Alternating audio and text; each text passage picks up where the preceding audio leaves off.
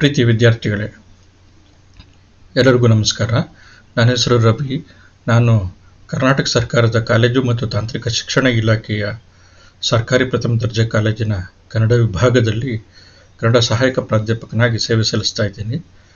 ದಾವಣಗೆರೆ ವಿಶ್ವವಿದ್ಯಾಲಯ ತನ್ನ ವ್ಯಾಪ್ತಿಯ ಕಾಲೇಜುಗಳಿಗೆ ಅಂತಿಮ BA ಐಚ್ಛಿಕ ಕನ್ನಡದ ವಿದ್ಯಾರ್ಥಿಗಳಿಗೆ 6.2ರ ಪತ್ರಿಕೆಯಾಗಿ ತೌಲನಿಕ ಅಧ್ಯಯನ ಮತ್ತು ಅದರ ಪಠ್ಯಗಳನ್ನು ನಿಗದಿಪಡಿಸಿದೆ. ಪ್ರಸ್ತುತ ನಾವು ತೌಲನಿಕ ಅಧ್ಯಯನಕ್ಕೆ ಸಂಬಂಧಪಟ್ಟಂಗೆ ತೌಲನಿಕ ಅಧ್ಯಯನದ ತಾತ್ವಿಕವಾಗಿರುವಂಥ ವಿಚಾರಗಳನ್ನು ನಾವು ಮಾತಾಡ್ತಾ ಇದ್ವಿ. ಈಗ ನಾವು ತೌಲನಿಕ ಅಧ್ಯಯನದ ಬಗೆಗಳು, ತೌಲನಿಕ ಅಧ್ಯಯನ ಸಾಹಿತ್ಯ ಅಧ್ಯಯನ ಕ್ಷೇತ್ರದ ಬಗೆಗಳು ಯಾವ್ಯಾವುದು ಅನ್ನುವಂಥದ್ದನ್ನು ನಾವು ಚರ್ಚೆ ಮಾಡ್ತಾ ಇದ್ವಿ. ಅದನ್ನು 5 ಅಂಶಗಳ ರೀತಿಯಲ್ಲಿ ನಾವು ಪಟ್ಟಿ ಮಾಡಿದ್ವಿ. ತೌಲನಿಕ ಅಧ್ಯಯನ ವಿದ್ವಾಂಸರು ಪಟ್ಟಿ ಮಾಡಿರುವಂಥದ್ದನ್ನು ನಾವು ಅದನ್ನು ಅಭ್ಯಾಸ ಮಾಡಿದ್ವಿ. ಅದರಲ್ಲಿ ಪ್ರಾರಂಭದಲ್ಲಿ ವಸ್ತು ಸಮಾನತೆಯನ್ನು ಆಧರಿಸಿರುವಂಥ ಅಧ್ಯಯನ, ನಂತರ ಪ್ರಭೇದಗಳ ಅಥವಾ ಪ್ರಕಾರಗಳ ಅಧ್ಯಯನ, ನಂತರ ಪ್ರಭಾವಗಳ ಅಧ್ಯಯನ, ಅದನ್ನು 2 ಅಧಿವೇಶನದಲ್ಲಿ ನಾವು ಗಮನಿಸಿದ್ವಿ. ನಂತರ ಭಾಷಾಂತರದ ಅಧ್ಯಯನ ಅನ್ನುವಂಥದ್ದು ಈಗ ನಾವು ಅಭ್ಯಾಸ ಮಾಡ್ತಾ ಇರುವಂಥದ್ದು 4ನೆಯ ಅಂಶ, ಭಾಷಾಂತರದ ಅಧ್ಯಯನ ಅನ್ನುವಂಥದ್ದು. ಪ್ರಸ್ತುತ ಈ ಭಾಷಾಂತರ ಅಧ್ಯಯನದ ಬಗ್ಗೆ ನಾವು ಚರ್ಚೆ ನಡೆಸ್ಬೋದು ಅಂತ ಅನಿಸುತ್ತೆ. ಈಗಾಗಲೇ ನಾವು ಗಮನಿಸಿದ್ವಿ ಏನು ಅಂತಂದರೆ, ತೌಲನಿಕ ಅಧ್ಯಯನ ಕ್ಷೇತ್ರ ಅನ್ನುವಂಥದ್ದು ಅತ್ಯಂತ ವಿಸ್ತೃತವಾಗಿರುವಂಥದ್ದು, ಅಂತಾರಾಷ್ಟ್ರೀಯ ಮಟ್ಟದ ಒಂದು ಜ್ಞಾನ ಶಿಸ್ತು ಅನ್ನುವಂಥದ್ದು. ಸೊ ಹಾಗಾಗಿ ಏನು ಅಂತಂತಂದರೆ, ಎಲ್ಲ ಸಾಹಿತ್ಯದ ವಿದ್ಯಾರ್ಥಿಗಳು, ವಿದ್ವಾಂಸರು ಅಥವಾ ಅಧ್ಯಯನಕಾರರು ವಿಶ್ವದ ಎಲ್ಲ ಭಾಷೆಗಳನ್ನು ಕೂಡ ಕಲಿಯೋದಕ್ಕೆ ಸಾಧ್ಯ ಇಲ್ಲ. ಅದು ಅಸಂಭವವಾಗಿರುವಂಥದ್ದು. ಮಾನವನ ಜೀವಿತದಲ್ಲಂತೂ ಅದು ಈ ಒಂದು ಜೀವಿತದಲ್ಲಿ ಆಗುವಂಥ ಕೆಲಸಗಳೇ ಅಲ್ಲ. ಸೊ ಹಾಗಾದರೆ ನಾವು ಇನ್ನೊಂದು ರಾಷ್ಟ್ರದ ಅಥವಾ ಇನ್ನೊಂದು ಭಾಷೆಯ, ನಮ್ಮದೇ ರಾಷ್ಟ್ರದ ಬೇರೆ ಭಾಷೆಯ, ಅದರಲ್ಲೂ ಭಾರತದಂಥ ಅಥವಾ ಅಮೇರಿಕಾದಂಥ ಬಹುಸಂಖ್ಯಾತ ಅಥವಾ ವೈವಿಧ್ಯತೆ ಇರುವಂಥ, ಬಹುವೈದೃಶ್ಯ ಇರುವಂಥ, ವಿಭಿನ್ನತೆ ಇರುವಂಥ, ಬಹುತ್ವತೆ ಇರುವಂಥ ರಾಷ್ಟ್ರಗಳಲ್ಲಿ ಅಥವಾ ಆಫ್ರಿಕಾದಂಥ ಬಹುಭಾಷೆಗಳು, ಬಹುಸಂಸ್ಕೃತಿಗಳು, ಬುಡಕಟ್ಟುಗಳು, ಬಗೆಯ ಆಚರಣೆ ಸಂಪ್ರದಾಯಗಳು ಇರುವಂಥ ರಾಷ್ಟ್ರಗಳಲ್ಲಿ ರಚನೆಯಾಗುವಂಥ ಸಾಹಿತ್ಯವನ್ನು ಅಭ್ಯಾಸ ಮಾಡಬೇಕು ಅಂತಂತಂದರೆ ಒಂದು ಭಾಷೆ ಕಲಿತರೆ ಆಗೋದೇ ಇಲ್ಲ. ಸೊ ಮತ್ತು ಹಾಗಾದರೆ ನಾವು ಮತ್ತೊಂದು ಭಾಷೆಯ ಅಥವಾ ಮತ್ತೊಂದು ರಾಷ್ಟ್ರದ ಮತ್ತೊಂದು ಭಾಷೆಯ ಅಥವಾ ಮತ್ತೊಂದು ಪ್ರದೇಶದ ಭಾಷೆಯ ಅಥವಾ ಒಂದೇ ರಾಷ್ಟ್ರದಲ್ಲಿರುವಂಥ ಬೇರೆ ಬೇರೆ ಭಾಷೆಯ ಸಾಹಿತ್ಯದ ಅಧ್ಯಯನವನ್ನು ಮಾಡಬೇಕು ಅಂತಂದರೆ, ತನ್ಮೂಲಕ ತೌಲನಿಕ ಸಾಹಿತ್ಯ ಅಧ್ಯಯನವನ್ನು ಮಾಡಬೇಕು ಅಂತಂದರೆ ಏನು ದಾರಿ ಅನ್ನುವಂಥದ್ದು ಪ್ರಶ್ನೆ. ಅದಕ್ಕಿರುವಂಥ ದಾರಿ ಒಂದೇ ಒಂದು, ಅದು ಅನುವಾದ ಅನ್ನುವಂಥದ್ದು. ಇಲ್ಲ ಅಂತಂತಂದರೆ ಆ ಭಾಷೆಯನ್ನು ಕಲಿಬೇಕಾಗಿರುವಂಥದ್ದು. ಆ ಭಾಷೆಯನ್ನು ಕಲಿಬೇಕಾಗಿರುವಂಥದ್ದು ಅಂತಂದರೆ ನಾವು ಹೆಚ್ಚು ಕಡಿಮೆ ಒಂದು ಸಾಮಾನ್ಯವಾಗಿ ಒಂದು 3-4 ಭಾಷೆಗಳನ್ನು ಕಲಿಯೋದಕ್ಕೆ ಸಾಧ್ಯ ಇದೆ. ತುಂಬ ಪ್ರಜ್ಞಾಪೂರ್ವಕವಾಗಿ ಶ್ರಮಪೂರ್ವಕವಾಗಿ ಪ್ರಯತ್ನ ಪಟ್ಟರೆ ಅದರಲ್ಲಿ ವಿದ್ವತ್ತನ್ನು ಪಡೆಯೋದಕ್ಕೆ ಸಾಧ್ಯತೆ ಇದೆ. ಆದರೆ ಇವತ್ತಿನ ಅತ್ಯಂತ ವೇಗದ ಬದುಕಿನಲ್ಲಿ, ಅತ್ಯಂತ ತಾಳ್ಮೆ ಇಲ್ಲದಂಥ, ಸಂಯಮ ಇಲ್ಲದಂಥ ಈ ಬದುಕಿನಲ್ಲಿ, ಇವತ್ತಿನ ಸಂದರ್ಭದಲ್ಲಿ ಈ ಕಷ್ಟಸಾಧ್ಯವಾಗಿರುವಂಥ ಸಂಗತಿ. ಸೊ ಹಾಗಾಗಿ ಏನು ಅಂತಂತಂದರೆ, ಭಾಷಾಂತರ ಅನ್ನುವಂಥದ್ದು, ಅನುವಾದ ಅನ್ನುವಂಥದ್ದು ಇದೆಯಲ್ಲ, ಇದು ಬಹಳ ಮುಖ್ಯವಾಗಿರುವಂಥ ರಹದಾರಿ. ಯಾವುದಕ್ಕೆ ಅಂತಂತಂದರೆ, ನಾವು ಅನ್ಯ ದೇಶದ ಅಥವಾ ಅನ್ಯ ಭಾಷೆಯ, ಅನ್ಯ ರಾಷ್ಟ್ರದ ಸಾಹಿತ್ಯಗಳ ಅಧ್ಯಯನ, ಸಾಹಿತ್ಯ ಕೃತಿಗಳ ಅಧ್ಯಯನವನ್ನು ಮಾಡೋದಕ್ಕೆ ಇದೊಂದು ರಾಜಮಾರ್ಗ ಅಂತಂತಂದ್ಬಿಟ್ಟು ಒಂದು ಸಾಧನ, ಇದು ಭಾಷಾಂತರ ಅನ್ನುವಂಥದ್ದು. ಈ ಮಾರ್ಗದಲ್ಲೇ ನಾವು ಸಾಗಬೇಕಾಗಿದೆ. ಬಹುತೇಕ ನಾವು ಕನ್ನಡದಲ್ಲಿ ನಾವು ಅಭ್ಯಾಸ ಮಾಡಿರುವಂಥ ಬಹುತೇಕ ಸಾಹಿತ್ಯ, ಬೇರೆ ದೇಶದ ಸಾಹಿತ್ಯ ಕೃತಿಗಳು, ಬೇರೆ ಭಾಷೆಯ ಸಾಹಿತ್ಯ ಕೃತಿಗಳು, ನಮ್ಮದೇ ರಾಷ್ಟ್ರದ ಬೇರೆ ಭಾಷೆಯ ಸಾಹಿತ್ಯ ಕೃತಿಗಳು ನಾವು ಅಭ್ಯಾಸ ಮಾಡಿರುವಂಥದ್ದು ಹಿಂಗೇನೆ. ಮತ್ತು ನಮ್ಮ ಸಾಹಿತ್ಯ ಕೃತಿಗಳನ್ನು ಕೂಡ ಬೇರೆ ಭಾಷೆಯವರು ಅಥವಾ ಅನ್ಯ ರಾಷ್ಟ್ರದವರು ಅಭ್ಯಾಸ ಮಾಡಿರುವಂಥದ್ದು ಕೂಡ ಹಿಂಗೇನೆ. ನಾನು ಹಿಂದಿನ ಅಧಿವೇಶನಗಳಲ್ಲಿ ನಾನು ಒಂದು ಎಕ್ಸಾಂಪಲ್ ಕೊಟ್ಟಿದ್ದೆ. 60 ವರ್ಷಗಳ ಕಾಲ ಭಾರತದಲ್ಲಿ ಬಂದು ನೆಲೆಸಿ 60 ವರ್ಷಗಳ ಕಾಲ ವೇದಗಳ ಅಧ್ಯಯನ ಮಾಡಿ ಸಂಸ್ಕೃತ ಭಾಷೆಯಲ್ಲಿರುವಂತಹ ವೇದಗಳನ್ನು ಜರ್ಮನ್ ವಿದ್ವಾಂಸನಾಗಿರುವಂಥ ಮ್ಯಾಕ್ಸ್ ಮುಲ್ಲರ್ ಅಧ್ಯಯನ ಮಾಡಿ ನಂತರ ಅದನ್ನು ಜರ್ಮನ್ ಭಾಷೆಗೆ ಇಂಗ್ಲೀಷ್ ಭಾಷೆಗೆ ಟ್ರಾನ್ಸ್ಲೇಷನ್ ಮಾಡ್ತಾರೆ, ಅನುವಾದ ಮಾಡ್ತಾನೆ ಅಥವಾ ಭಾಷಾಂತರ ಮಾಡ್ತಾನೆ. ಅದ್ರ ಮುಖಾಂತರ ಆ ಭಾಷಾಂತರದ ಮುಖಾಂತರ ಇಡೀ ವೇದಗಳ ಪರಿಚಯ ಇಡೀ ಜಗತ್ತಿಗಾಗುತ್ತೆ. ಅಲ್ಲಿವರೆಗೆ ನಮ್ಮವ್ರಿಗೆ ಗೊತ್ತಿರಲಿಲ್ಲ. ಆಕ್ಚುಲಿ ಭಾರತೀಯರಿಗೇನೆ ಆಗಿನೂ ರಾಷ್ಟ್ರದ ಕಲ್ಪನೆ ಅನ್ನುವಂಥದ್ದು ಮೂಡ್ತಾ ಇತ್ತು. ಇದು ಬ್ರಿಟಿಷರ ಸಂಪರ್ಕದಿಂದ ರಾಷ್ಟ್ರೀಯತೆ ಒಂದು ಪರಿಕಲ್ಪನೆ ಅನ್ನುವಂಥದ್ದು ನಮ್ಮಲ್ಲಿ ಮೂಡ್ತಾ ಇತ್ತು. ನಮಗೇನೆ ವೇದಗಳು ನಮ್ಮ ಸಾಂಸ್ಕೃತಿಕ ಹೆಮ್ಮೆ ಅಂತ ನಾವು ಹೇಳ್ಕೊಳ್ತಾ ಇದ್ವಿ, ನಮಗೆ ಗೊತ್ತಾಗ್ತಿರ್ಲಿಲ್ಲ. ಯಾಕಂದರೆ ಅದನ್ನು ಓದಂಗಿರಲಿಲ್ಲ. ಯಾಕಂದರೆ ಅದನ್ನು ಕೆಲವರು ಓದಬೇಕು, ಬಹು ಸಂಖ್ಯಾತರ ಅದನ್ನು ಓದಂಗಿರಲಿಲ್ಲ. ಯಾಕೆಂತಂದರೆ ಅದು ದೇವರ ವಾಣಿಗಳು, ದೇವರ ನುಡಿಗಳು, ಶ್ರುತಿಗಳು ಕೇಳಲ್ಪಟ್ಟಿರುವಂಥದ್ದು. ಸೊ ಹಾಗಾಗಿ ಕೇಳಲ್ಪಟ್ಟಿರುವಂಥದ್ದನ್ನು ಕೆಲವರು ಮಾತ್ರ ಕೇಳಬೇಕು, ಇನ್ನು ಕೆಲವರು ಕೇಳೋಂಗಿಲ್ಲ ಅನ್ನುವಂಥದ್ದು. ಸೊ ಹಾಗಾಗಿ ಈ ಥರದ್ದೆಲ್ಲ ಇದೆಯಲ್ಲ, ಸೊ ಇದನ್ನು ಆ್ಯಕ್ಚುಲಿ ಎಲ್ಲರಿಗೂ ಕೂಡ ತಲುಪಿಸಿದಂಥವನು ಮ್ಯಾಕ್ಸ್ ಮುಲ್ಲರ್. ಸೊ ಹಾಗಾಗಿ ವಿವೇಕಾನಂದರು ಹೋಗಿ ಮ್ಯಾಕ್ಸ್ ಮುಲ್ಲರ್ ದಂಪತಿಗಳಿಗೆ ಕಾಲು ಮುಟ್ಟಿ ನಮಸ್ಕಾರ ಮಾಡ್ತಾರೆ.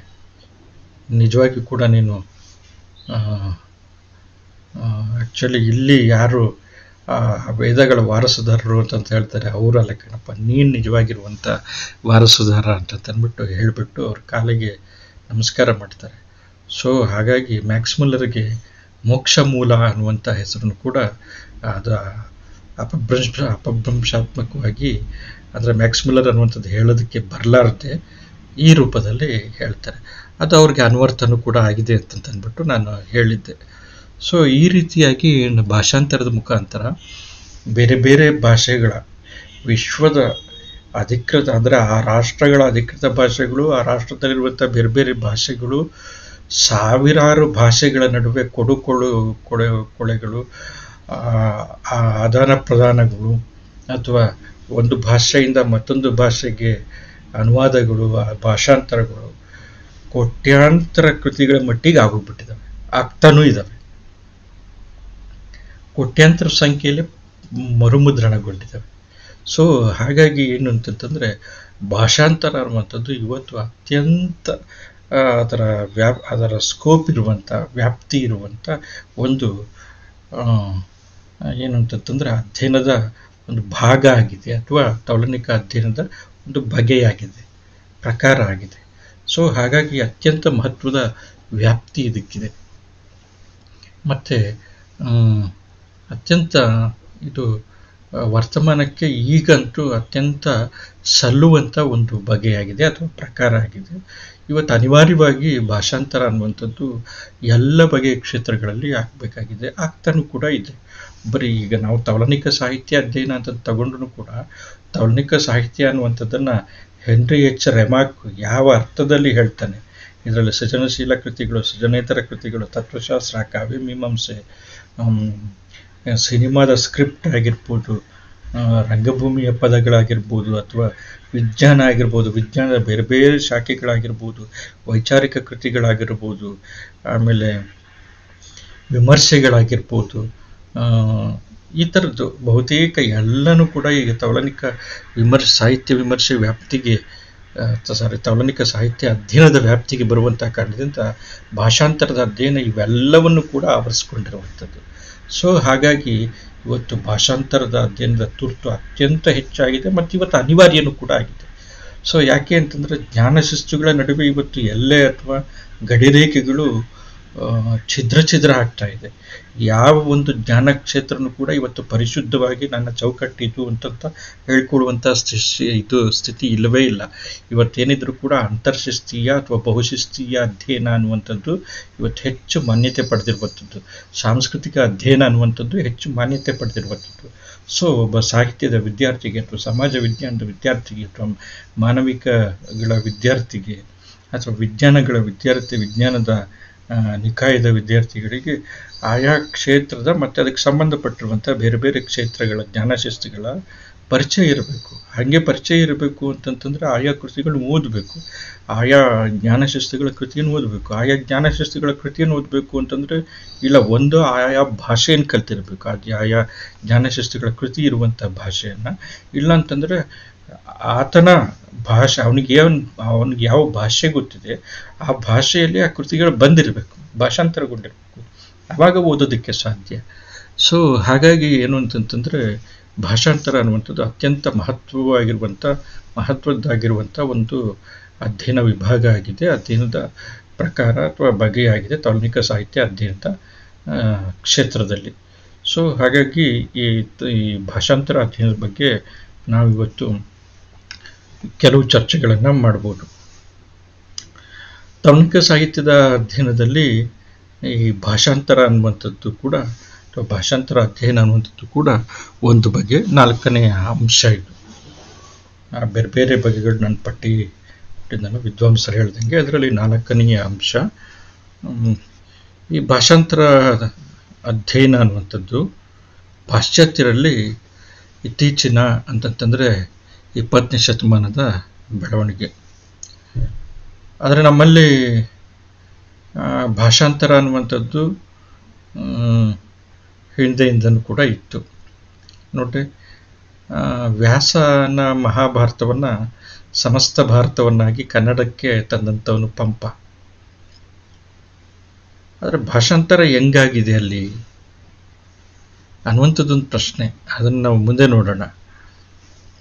ಆದರೆ ಹೊಸ ಹೊಸ ಜ್ಞಾನಶಿಸ್ತುಗಳ ಆವಿಷ್ಕಾರ ಆದಂಥ ಪಾಶ್ಚಾತ್ಯ ಜಗತ್ತಿನಲ್ಲಿ ಭಾಷಾಂತರ ಅನ್ನುವಂಥ ಒಂದು ಅಧ್ಯಯನ ವಿಧಾನ ಅಥವಾ ಅಧ್ಯಯನದ ಬಗೆ ಅನ್ನುವಂಥದ್ದು ಒಂದು ಶಾಸ್ತ್ರೀಯವಾಗಿರುವಂಥ ನೆಲೆಗಟ್ಟಿನಲ್ಲಿ 20ನೇ ಶತಮಾನದಲ್ಲಿ ರೂಪುಗೊಳ್ತು. ಭಾಷಾಂತರ ವ್ಯಾಖ್ಯಾನ ಪ್ರಕ್ರಿಯೆ ಒಂದು ರೂಪ ಆಗಿರುವಂಥ ಕಾರಣ. ವ್ಯಾಖ್ಯಾನ ಪ್ರಕ್ರಿಯೆ, ನಾವು ಒಂದು ವಿಷಯಕ್ಕೆ ಸಂಬಂಧಪಟ್ಟಾಗ ನಾವು ವ್ಯಾಖ್ಯಾನ ಮಾಡ್ತೀವಿ. ಒಂದು ಯಾವುದಾದ್ರೂ ಒಂದು ಘಟನೆ, ಸಂದರ್ಭ ಅಥವಾ ಒಂದು ಸನ್ನಿವೇಶಕ್ಕೆ ಅಥವಾ ಒಂದು ಪಾತ್ರಕ್ಕೆ ಸಂಬಂಧಪಟ್ಟಂಗೆ, ಒಂದು ಘಟನೆಗೆ ಸಂಬಂಧಪಟ್ಟಂಗೆ ವ್ಯಾಖ್ಯಾನ ಮಾಡ್ತೀವಿ. ಕೃತಿಗೆ ಸಂಬಂಧಪಟ್ಟಂಗೆ ವ್ಯಾಖ್ಯಾನ ಮಾಡೋದಕ್ಕಾಗತ್ತಾ? ಒಂದು ಭಾಷೆಯಲ್ಲಿರುವಂಥ ಕೃತಿಯನ್ನು ಮತ್ತೊಂದು ಭಾಷೆಯ ಕೃತಿಯಲ್ಲಿ ವ್ಯಾಖ್ಯಾನ ಮಾಡೋಕ್ಕಾಗತ್ತಾ? ಆಗುತ್ತೆ. ಯಾಕೆ ಅಂತಂದರೆ ಭಾಷಾಂತರ ಅಂತಂತಂದರೆ ಕೇವಲ ಅಕ್ಷರಶಃ ಅನುವಾದ ಮಾತ್ರ ಅಲ್ಲ. ನಾನು ಈಗಾಗಲೇ ಹಿಂದೆ ಹೇಳಿದ್ದೆ, ಮುತ್ತೈದೆ ಅನ್ನುವಂಥ ಪದ ಇದೆಯಲ್ಲ, ಮುತ್ತೈದೆ ಅನ್ನುವಂಥ ಪದ ಭಾರತೀಯ ಸಂಪ್ರದಾಯದಲ್ಲಿ ಅದಕ್ಕೊಂದು ಅತ್ಯಂತ ಪವಿತ್ರವಾಗಿರುವಂಥ ಅರ್ಥ ಇದೆ. ಆದರೆ ಪಾಶ್ಚಾತ್ಯ ಭಾಷೆಯಲ್ಲಿ ಮುತ್ತೈದೆ ಅಂತಂತ ಅನ್ನುವಂಥ ಪದಕ್ಕೆ ಏನು ಟ್ರಾನ್ಸ್ಲೇಷನ್ ಮಾಡೋದಕ್ಕಾಗುತ್ತೆ? ಗಂಡ ಇರುವವನು ಅಂತಂತಂದರೆ ಅದು ಮೀನಿಂಗ್ ಆಗುತ್ತೆ, ಮುತ್ತೈದೆ ಅನ್ನುವಂಥದ್ದು ಆಗೋದಿಲ್ಲ. ಸುಮಂಗಲಿ ಎನ್ನುವಂಥದ್ದು ಇದೆಯಲ್ಲ, ಆ ಪದವನ್ನು ಟ್ರಾನ್ಸ್ಲೇಷನ್ ಮಾಡೋದಕ್ಕಾಗೋದೇ ಇಲ್ಲ. ಸೊ ಹಾಗಾಗಿ ಏನಂತಂತಂದರೆ ವಿವರಣೆ ಮಾಡಬೇಕಾಗತ್ತೆ, ವ್ಯಾಖ್ಯಾನ ಕೊಡಬೇಕಾಗತ್ತೆ.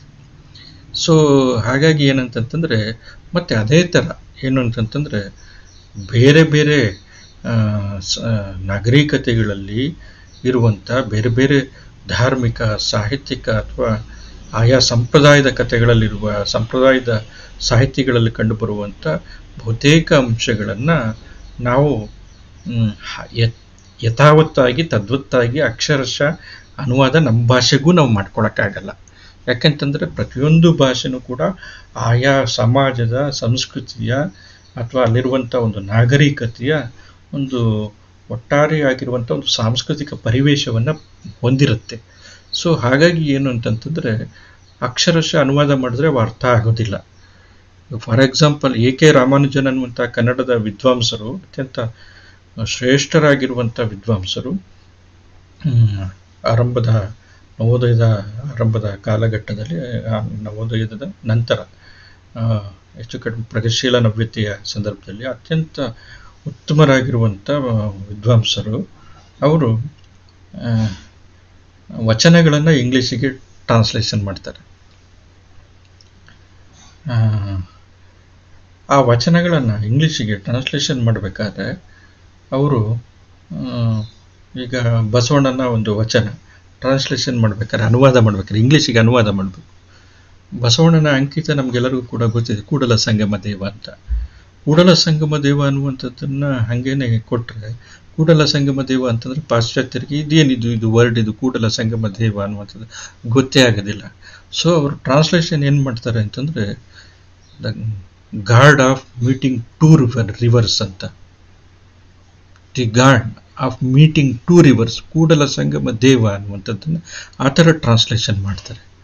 ಯಾಕೆ ಅಂತಂತಂದ್ರೆ, ಟ್ರಾನ್ಸ್ಲೇಷನ್ ಮಾಡಬೇಕಾದ್ರೆ ನಾವು ಯಾರಿಗೋಸ್ಕರ ಟ್ರಾನ್ಸ್ಲೇಷನ್ ಮಾಡ್ತಿದ್ವಿ ಅನ್ನುವಂಥದ್ದು ಕೂಡ ಮುಖ್ಯವಾಗಿರುವಂಥ ಸಂಗತಿ ಅಂತಂದ್ಬಿಟ್ಟು ಅವ್ರು ಹೇಳ್ತಾರೆ. ಸೊ ಹಾಗಾಗಿ ಏನಂತಂದರೆ, ಭಾಷಾಂತರ ಅಂದರೆ ಅಕ್ಷರಶಃ ಅನುವಾದ ಆಗಿರುತ್ತೆ, ಮತ್ತು ಅಕ್ಷರಶಃ ಅನುವಾದನೂ ಕೂಡ ಆಗಿರಲ್ಲ. ಸೊ ಹಾಗಾಗಿ ಅದೊಂದು ವ್ಯಾಖ್ಯಾನನೂ ಕೂಡ ಆಗಿರುತ್ತೆ. ಕೂಡಲ ಸಂಗಮ ದೇವ ಅನ್ನುವಂಥದ್ದು ಒಂದು ರೀತಿಯಲ್ಲಿ the god of meeting two rivers ಅಂದರೆ ಅದು ವ್ಯಾಖ್ಯಾನ. ಅದು ಕೂಡಲ ಸಂಗಮ ದೇವ ಅನ್ನೋದಕ್ಕಿರುವಂಥ ಸಾಂಸ್ಕೃತಿಕ ಅರ್ಥನೇ ಬೇರೆ. ಅದು ಆ್ಯಕ್ಚುಲಿ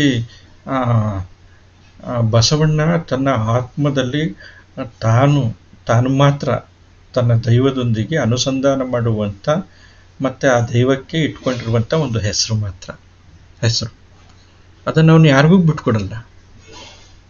ಸೊ ಹಾಗಾಗಿ ಕೂಡಲ ಸಂಗಮ ದೇವ ಅನ್ನುವಂಥದ್ದು ಆ ಥರದ ಒಂದು ಏನಂತಂದರೆ, ಒಂದು ಆಪ್ತತೆ, ತನ್ಮಯತೆ, ಆಧ್ಯಾತ್ಮತೆ, ಸಾಮೀಪ್ಯತೆ, ಮತ್ತು ತನ್ನತನವನ್ನು ಆತನಿಗೆ ಕೊಟ್ಕೊಂಡಿರುವಂಥ, ಮತ್ತು ಆತನಲ್ಲಿ ತಾನು ಶರಣಾಗತನಾಗಿರುವಂಥ ಈ ಥರದೊಂದು ಭಾವನಾತ್ಮಕವಾಗಿರುವಂಥ ಸಂಬಂಧಗಳನ್ನು ಹೊಂದಿರುವಂಥ ಒಂದು ಹೆಸರು. The god of meeting two ರಿವರ್ಸ್ನಲ್ಲಿ ಅದಿರಲ್ಲ, ಇರೋದಕ್ಕೂ ಸಾಧ್ಯ ಇಲ್ಲ. ಆದರೆ ಯಾರಿಗೋಸ್ಕರ ಅನುವಾದ ಭಾಷಾಂತರ ಮಾಡ್ತಾ ಇರುವಂಥದ್ದು ಅವ್ರನ್ನೂ ಕೂಡ ಮನಸ್ಸಲ್ಲಿ ಇಟ್ಕೊಳ್ಬೇಕಾಗುತ್ತೆ. ಸೊ ಹಾಗಾಗಿ ಏನಂತಂದರೆ, ಭಾಷಾಂತರ ಅನ್ನುವಂಥದ್ದು ಅಕ್ಷರಶಃ ಅನುವಾದ ಎಲ್ಲ ಸಂದರ್ಭದಲ್ಲೂ ಆಗೋದಿಲ್ಲ, ಮತ್ತು ಎಲ್ಲ ಸಂದರ್ಭದಲ್ಲೂ ಕೂಡ ಅಕ್ಷರಶಃ ಮತ್ತು ಕೆಲವು ಸಂದರ್ಭದಲ್ಲಿ ಅಕ್ಷರಶಃ ಅನುವಾದಗಳೇ ಮಾಡಬೇಕಾಗತ್ತೆ. ಫಾರ್ ಎಕ್ಸಾಂಪಲ್, ಶಾಸ್ತ್ರೀಯ ಗ್ರಂಥಗಳನ್ನು ಇದು ಭಾಷಾಂತರ ಮಾಡಬೇಕಾದ್ರೆ ಅಕ್ಷರಶಃ ಅನುವಾದ ಬೇಕಾಗುತ್ತೆ. ಅದಕ್ಕೆ ಸಂಬಂಧಪಟ್ಟಂಗೆ ಟಿಪ್ಪಣಿಗಳನ್ನು ಅಥವಾ ಕೆಲವಕ್ಕೆ ಬೇಕಾದರೆ ಟಿಪ್ಪಣಿಗಳನ್ನು ಕೊಡ್ಬೋದು. ಸೊ 20ನೇ ಶತಮಾನದಲ್ಲಿ ಅದು ಶಾಸ್ತ್ರೀಯವಾಗಿ ಅದು ಬಳಕೆಗೆ ಬಂದಿರುವಂಥದ್ದು ಭಾಷಾಂತರದ ಅಧ್ಯಯನ. ಒಂದು ಭಾಷೆ ಪ್ರತಿನಿಧಿಸುವಂಥ ನೋಡಿ ವ್ಯಾಖ್ಯಾನ ಪ್ರಕ್ರಿಯೆ ಅಂತಂದರೆ ಈ ಥರ. ಅಲೆಗಳ ಮದುಮಗಳು ಕಾದಂಬರಿಯಲ್ಲಿ ಹೊನ್ನಾಳಿ ಹೊಡೆತ ಅಂತಂತ ಬರುತ್ತೆ ಒಂದು ಪದ. ಹೊನ್ನಾಳಿ ಹೊಡೆತ ಅಂತಂತಂದರೆ ಟ್ರಾನ್ಸ್ಲೇಷನ್ ಏನು ಮಾಡೋದು? ಹೊನ್ನಾಳಿ ಅಂತಂತಂದರೆ ಒಂದು ಊರು ಅನ್ನುವಂಥದ್ದು. ಹೊನ್ನಾಳಿ ಹೊಡೆತ ಅನ್ನುವಂಥದ್ದು ಅಲ್ಲಿ ಆ್ಯಕ್ಚುಲಿ ಒಂದು ಹೊನ್ನಾಳಿ ಅನ್ನುವಂಥದ್ದು ಸಪ್ರೇಟ್ ಆಗಿಲ್ಲ, ಅಲ್ಲಿ ಹೊನ್ನಾಳಿ ಹೊಡೆತ ಅಂತಂತಿದೆ. ಸೊ ಹೊನ್ನಾಳಿ ಹೊಡೆತ ಅನ್ನುವಂಥದ್ದು ಇಲ್ಲೆಲ್ಲೋ ತೀರ್ಥಹಳ್ಳಿ ಆ ಭಾಗದಲ್ಲಿ ಅದು ಪ್ರಸಿದ್ಧವಾಗಿದೆ. ಸೊ ಹೊನ್ನಾಳಿ ಹೊಡೆತ ಅಂತಂದರೆ ಅಲ್ಲಿ ಒಂದು ಊರಿನ ಹೊಡೆತ ಅಲ್ಲ, ಅದೊಂದು ಪರಿಭಾಷೆಯಾಗಿ ಪರಿಕಲ್ಪನಾತ್ಮಕವಾಗಿ ಅತ್ಯಂತ ಭಯಂಕರವಾಗಿರುವಂಥ ಅಮಾನುಷವಾಗಿರುವಂಥ ಹೊಡೆತ ಅಂತಂತ, ಹಲ್ಲೆ ಅಂತಂದ್ಬಿಟ್ಟು ಅರ್ಥ. ಸೊ ಆ ಅರ್ಥದಲ್ಲಿ ಭಾಷಾಂತರ ಮಾಡೋದು ಹಿಂಗೆ. ಸೊ ಹಾಗಾಗಿ ಏನಂತಂದರೆ ಅಲ್ಲಿ ಅದನ್ನು ಹೇಳಬೇಕಾದ್ರೆ ಅದನ್ನು ವ್ಯಾಖ್ಯಾನದ ರೂಪದಲ್ಲಿ ಹೇಳಬೇಕಾಗುತ್ತೆ. ಸೊ ಆ ಲೆಕ್ಕದಲ್ಲಿ ಅದೊಂದು ವ್ಯಾಖ್ಯಾನದ ಪ್ರಕ್ರಿಯೆ. ಅಕ್ಷರಶಃ ಅನುವಾದ ಕೆಲವೊಂದು ಸತಿ ಸಾಧ್ಯ ಆಗೋದಿಲ್ಲ, ಕೆಲವೊಂದು ಸತಿ ಸಾಧ್ಯ ಆಗುತ್ತೆ. ಸೊ ಹಾಗಾಗಿ ಈ ಎರಡೂ ಪ್ರಕ್ರಿಯೆಗಳನ್ನ ನಾವು ಮನಸ್ಸಲ್ಲಿ ಇಟ್ಕೊಳ್ಬೇಕು. ಸೊ ಭಾಷಾಂತರದ ಅಧ್ಯಯನ ಒಂದು ಭಾಷೆ ಪ್ರತಿನಿಧಿಸುವಂಥ ಸಾಂಸ್ಕೃತಿಕ ಒತ್ತಡ, ಸಾಮಾಜಿಕ ವಿಧಿನಿಷೇಧ ಮತ್ತು ಪ್ರತಿಯೊಂದು ಭಾಷೆಗೂ ಇರುವಂಥ ಅನನ್ಯ ವ್ಯವಸ್ಥೆ, ಇವೆಲ್ಲದರ ಬಗ್ಗೆ ಗಂಭೀರವಾಗಿರುವಂಥ ಒಳನೋಟಗಳನ್ನು ಕೊಡುತ್ತೆ ಅನ್ನುವಂಥದ್ದು. ಈಗ ನೋಡ್ರಿ, ಅಂದರೆ ಒಂದು ಭಾಷೆಗೆ ಅದರದೇ ಆಗಿರುವಂಥ ಒಂದು ಸಾಂಸ್ಕೃತಿಕ ಅನನ್ಯತೆ ಅನ್ನುವಂಥದ್ದು ಇರುತ್ತೆ. ಆ ಭಾಷೆಗೆ ಅದರದೇ ಆಗಿರುವಂಥ ಒಂದು ಸೊಗಡು ಅನ್ನುವಂಥದ್ದು ಇರುತ್ತೆ. ಆ ಭಾಷೆಗೆ ಅದರದೇ ಆಗಿರುವಂಥ ನುಡಿಗಟ್ಟುಗಳಿರ್ತವೆ, ಗಾದೆಗಳಿರ್ತವೆ, ಆ ಭಾಷೆಯ ವಾಕ್ಯ ರಚನೆಯ ಕ್ರಮಗಳಿರುತ್ತೆ. ಇದನ್ನೆಲ್ಲನೂ ಕೂಡ ಗಮನಿಸ್ಕೊಂಡು ಭಾಷಾಂತರ ಮಾಡಬೇಕಾಗತ್ತೆ ಇನ್ನೊಂದು ಭಾಷೆಗೆ. ಸೊ ಈಗ ನಮ್ಮಲ್ಲಿ ಏನಾಗತ್ತೆ ಅಂತಂತಂದರೆ, ಕರ್ತೃಕರ್ಮ ಕ್ರಿಯಾಪದ ಹೀಗೆ ಈ ಥರ ಬಂದರೆ ಆ್ಯಕ್ಚುಲಿ ಇಂಗ್ಲೀಷ್ ಭಾಷೆನಲ್ಲಿ ಉಲ್ಟಾ ಆಗಿಬಿಡುತ್ತದು. ಸೊ ಹಾಗಾಗಿ ಏನಾಗತ್ತೆ ಅಂತಂತಂದರೆ, ಈ ಭಾಷೆಯ ಶೈಲಿ ಇರುತ್ತಲ್ಲ, ಭಾಷೆಯ ಕ್ರಮ ಇರುತ್ತಲ್ಲ, ಆ ವಾಕ್ಯಗಳನ್ನು ಕಟ್ಟುವಂಥ ಕ್ರಮ, ಇವನ್ನ ಅದರ ಮೂಲ ಸ್ವರೂಪಗಳನ್ನು ಪ್ರಾರಂಭದಲ್ಲಿ ನಾವು ಅರ್ಥ ಮಾಡ್ಕೊಳ್ಬೇಕಾಗತ್ತೆ. ಅಂದರೆ ಯಾರು ಭಾಷಾಂತರಕಾರರಿದ್ದಾರೆ, ತೌಲನಿಕ ಅಧ್ಯಯನಕಾರರಿದ್ದಾರೆ, ಅವರು ಅದನ್ನು ಅರ್ಥ ಮಾಡ್ಕೊಳ್ಬೇಕು, ಭಾಷಾಂತರಕ್ಕೆ ತೊಡಗಬೇಕಾಗ್ತದೆ. ಮತ್ತು ಆ ಭಾಷೆಗೆ ಅದರದ್ದೇ ಆಗಿರುವಂಥ ವಿಶಿಷ್ಟವಾಗಿರುವಂಥ ಕೆಲವು ಸೌಷ್ಠವಗಳಿರುತ್ತೆ. ಇಂಗ್ಲೀಷ್ ಭಾಷೆಯಲ್ಲಿ ಪ್ರತಿ ಸಂದರ್ಭದಲ್ಲೂ ಕೂಡ ಎಕ್ಸ್ಕ್ಯೂಸ್ ಮೀ ಅನ್ನುವಂಥದ್ದು, ಪ್ಲೀಸ್ ಅನ್ನುವಂಥ ಪದ, ಸಾರಿ ಅನ್ನುವಂಥ ಪದ, ಈ ಪದಗಳೆಲ್ಲ ಮತ್ತೆ ಮತ್ತೆ ಬಳಕೆ ಆಗ್ತಾ ಇರುತ್ತೆ. ನಮ್ಮಲ್ಲಿ ಆ ಥರದ ಜಾಯಮಾನ ಇಲ್ಲ. ಸೊ ಹಾಗಾಗಿ ಏನಂತಂತಂದರೆ ಭಾಷೆಗೆ ಕೆಲವು ಜಾಯಮಾನಗಳಿರ್ತವೆ. ಸೊ ಹಾಗಾಗಿ ಮತ್ತೆ ಸಂಬಂಧವಾಚಕಗಳಲ್ಲಿ ನಮ್ಮಲ್ಲಿ ಷಡ್ಕ ಅಂತಂತ ಕರೀತಾರೆ, ಭಾವಮೈದುನ ಅಂತಂತ ಕರೀತಾರೆ, ಅತಿಗೆ, ನಾದಿನಿ, ಓರ್ಗಿತ್ತಿ ಇತ್ಯಾದಿಗಳೆಲ್ಲ ಕರೀತಾರೆ. ಈ ಥರದ್ದೆಲ್ಲನೂ ಕೂಡ ಪಾಶ್ಚಾತ್ಯ ಭಾಷೆಗಳಲ್ಲಿ ಈ ಥರದ ಸಂಬಂಧವಾಚಕಗಳು ಅತಿಯಾಗಿಲ್ಲ. ಹೋಲ್ಸೇಲ್ ಆಗಿ ಎಲ್ಲರನ್ನೂ ಆಂಟಿ ಅಂಕಲ್ ಅಂತಂತ ಕರಿಬಿಡೋದು. ಸೊ ಹಾಗಾಗಿ ಏನಂತಂತಂದರೆ ಈ ಥರದ್ದು ಸ್ಪೆಸಿಫಿಕ್ ಆಗಿರುವಂಥ ಕೆಲವು ಪದಗಳು, ಕೆಲವು ಭಾಷೆಗಳು, ಆಯಾ ಭಾಷೆ ಜಾಯಮಾನ ಅದು. ಮತ್ತು ಸರಿ ತಪ್ಪುಗಳ ಇದು ವಿವೇಚನೆ ಅಂತಂತಲ್ಲ, ಆ ಭಾಷೆ ಜಾಯಮಾನ ಅದು, ಇಲ್ಲಿರುವಂಥ ಇದು ಭಾಷೆ ಜಾಯಮಾನ ಇದು.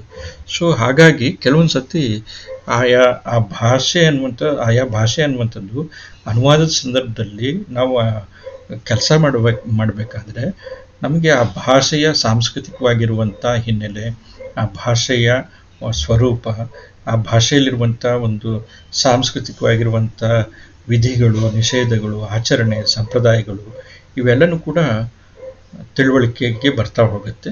ಇನ್ನೊಂದು ಭಾಷೆಯ ಇದೇ ರೀತಿಯ ಸಾಂಸ್ಕೃತಿಕ ತಿಳುವಳಿಕೆಗಳು ನಮಗೆ ನಮ್ಮ ಗಮನಕ್ಕೆ ಬರುತ್ತೆ, ನಮ್ಮ ಗ್ರಹಿಕೆಗೆ ನಿಲುಕುತ್ತೆ. ಸೊ ಆಗ ಎರಡೂ ಭಾಷೆಗಳಲ್ಲಿರುವಂಥ ಸಾಂಸ್ಕೃತಿಕ ಅನನ್ಯತೆ ಏನು, ಭಿನ್ನತೆ ಏನು, ಸಾಮ್ಯತೆ ಏನು, ಇವು ನಮಗೆ ತಿಳಿತವೆ. ಅದರ ಮುಖಾಂತರ ಭಾಷಾಂತರ ಅನ್ನುವಂಥದ್ದು ಸುಲಭ ಸಾಧ್ಯ ಆಗುತ್ತೆ ಅನ್ನುವಂಥದ್ದು. ಈ ಭಾಷಾಂತರದ ಅಧ್ಯಯನ ಅನ್ನುವಂಥದ್ದು ಎರಡು ದಿಕ್ಕಿನಲ್ಲಿ ನಡೆಯೋದಕ್ಕೆ ಸಾಧ್ಯ ಅನ್ನುವಂಥದ್ದು, ಎರಡು ರೀತಿ ನಡೆಯೋದಕ್ಕೆ ಸಾಧ್ಯ. ಮೊದಲನೇದು ಏನು ಅಂತಂದರೆ ತಾತ್ವಿಕವಾಗಿರುವಂಥ ನೆಲೆಯಲ್ಲಿ, ಅಂದರೆ ಭಾಷಾಂತರದ ಪ್ರಕ್ರಿಯೆ ಇದೆಯಲ್ಲ, ಭಾಷಾಂತರದ ಪ್ರೋಸೆಸ್, ಈ ಪ್ರಕ್ರಿಯೆಯ ಬಗ್ಗೆ ಖಚಿತ ನಿರ್ದೇಶನಗಳ ಆಧಾರದ ಮೇಲೆ ವಿಶ್ಲೇಷಣೆ ನಡೀಬೋದು. ನಾನು ಈಗಾಗಲೇ ಡಿಸ್ಕಸ್ ಮಾಡಿದೆ, ಏನು ಅಂತಂತಂದರೆ the god of meeting two rivers ಅನ್ನುವಂಥದ್ದು ಇದೆಯಲ್ಲ, ಭಾಷಾಂತರದ ಪ್ರಕ್ರಿಯೆಯಲ್ಲಿ ಯಾಕೆ ಈ ಥರ ವಿವರಣೆ ಅನ್ನುವಂಥದ್ದು ಬರಬೇಕಾಗಿದೆ ಅನ್ನುವಂಥದ್ದು. ಗುಹೇಶ್ವರ ಅನ್ನುವಂಥ ಅಂಕಿತ ನಮಗೆ ಏನಂತ ನೀವು ಟ್ರಾನ್ಸ್ಲೇಷನ್ ಮಾಡೋದಕ್ಕೆ ಸಾಧ್ಯ ಇದೆ, ಅನುವಾದ ಏನು ಮಾಡೋದಕ್ಕಾಗುತ್ತೆ. ಸೊ ಹಾಗಾಗಿ ಇವೆಲ್ಲ ಇದೆಯಲ್ಲ, ಇವು ತಾತ್ವಿಕತೆಗೆ ಸಂಬಂಧಪಟ್ಟಿರುವಂಥ ವಿಚಾರ.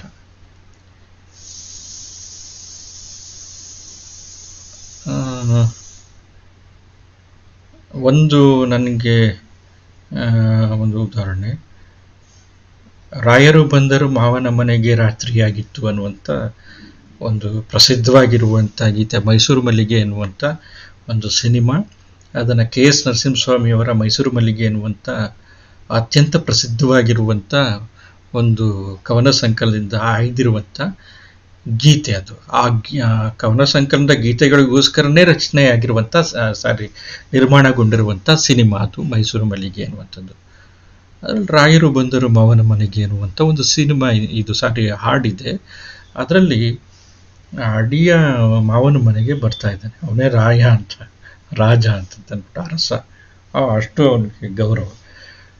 ಆದರೆ ಹೆಂಡತಿಯಾಗಿರುವಂಥ ಪದುಮ ಅವನು ಭೇಟಿಯಾಗೋದಕ್ಕೆ ಬರೋದೇ ಇಲ್ಲ. ಇವನು ರಾತ್ರಿ ಎಲ್ಲ ನಡ್ಕೊಂಡು ಬರ್ತಾನೆ. ರಾಯರು ಬಂದರು ಮಾವನ ಮನೆಗೆ, ರಾತ್ರಿಯೇ ಆಗಿದೆ, ಹುಣ್ಣಿಮೆ ಬೇರೆ,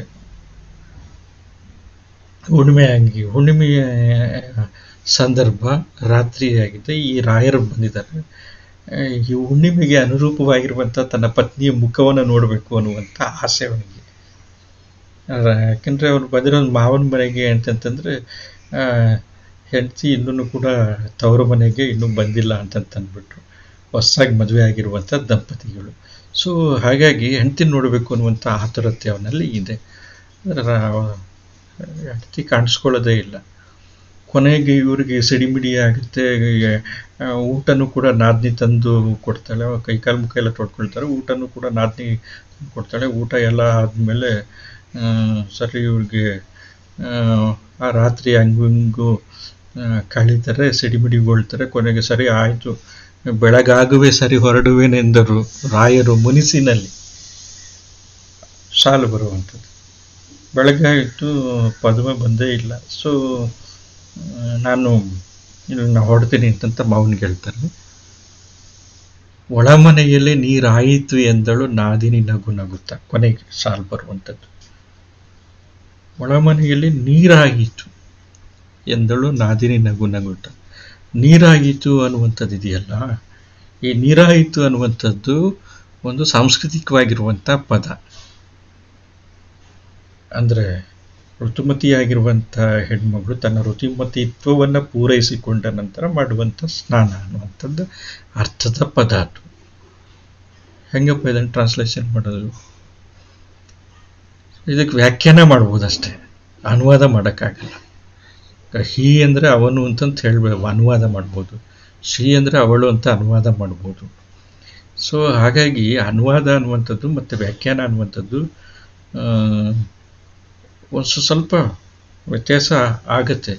ವ್ಯಾಖ್ಯಾನದ ಪ್ರಕ್ರಿಯೆ ಅನುವಾದ, ಭಾಷಾಂತರ ಅಥವಾ ಭಾಷಾಂತರದ ಒಂದು ಪ್ರಕ್ರಿಯೆ ಈ ವ್ಯಾಖ್ಯಾನ ಅನ್ನುವಂಥದ್ದು. ಸೊ ಹಾಗಾಗಿ ಏನಂತಂದರೆ ಈ ಭಾಷಾಂತರದ ಬಗೆಗಿನ ತಾತ್ವಿಕತೆಗಳನ್ನು, ತಾತ್ವಿಕ ಸಂಗತಿಗಳನ್ನು, ಇಂಥದ್ದನ್ನೆಲ್ಲ ಹೆಂಗೆ ಮಾಡಬೇಕು, ನುಡಿಗಟ್ಟುಗಳನ್ನು ಹೆಂಗೆ ಮಾಡಬೇಕು, ಅವನು ಕಂಬಿ ಎಣಿಸ್ತಾ ಇದ್ದಾನೆ ಅಂತಂತಂದರೆ ಇದನ್ನು ಟ್ರಾನ್ಸ್ಲೇಷನ್ ಮಾಡುವಂಥ ಬಗೆ ಹೇಗೆ? ಬಂದ ಸರಸ್ವತಿ ಪುತ್ರ ಅಂತಂತಂದರೆ ಹೆಂಗೆ ಟ್ರಾನ್ಸ್ಲೇಷನ್ ಮಾಡ್ತಾರೆ? ತ್ರಿಪುರ ಸುಂದರಮ್ಮ ಬಂದ್ಬಿಟ್ಲು ಅಂತಂತಂದರೆ ಇದನ್ನು ಹೆಂಗೆ?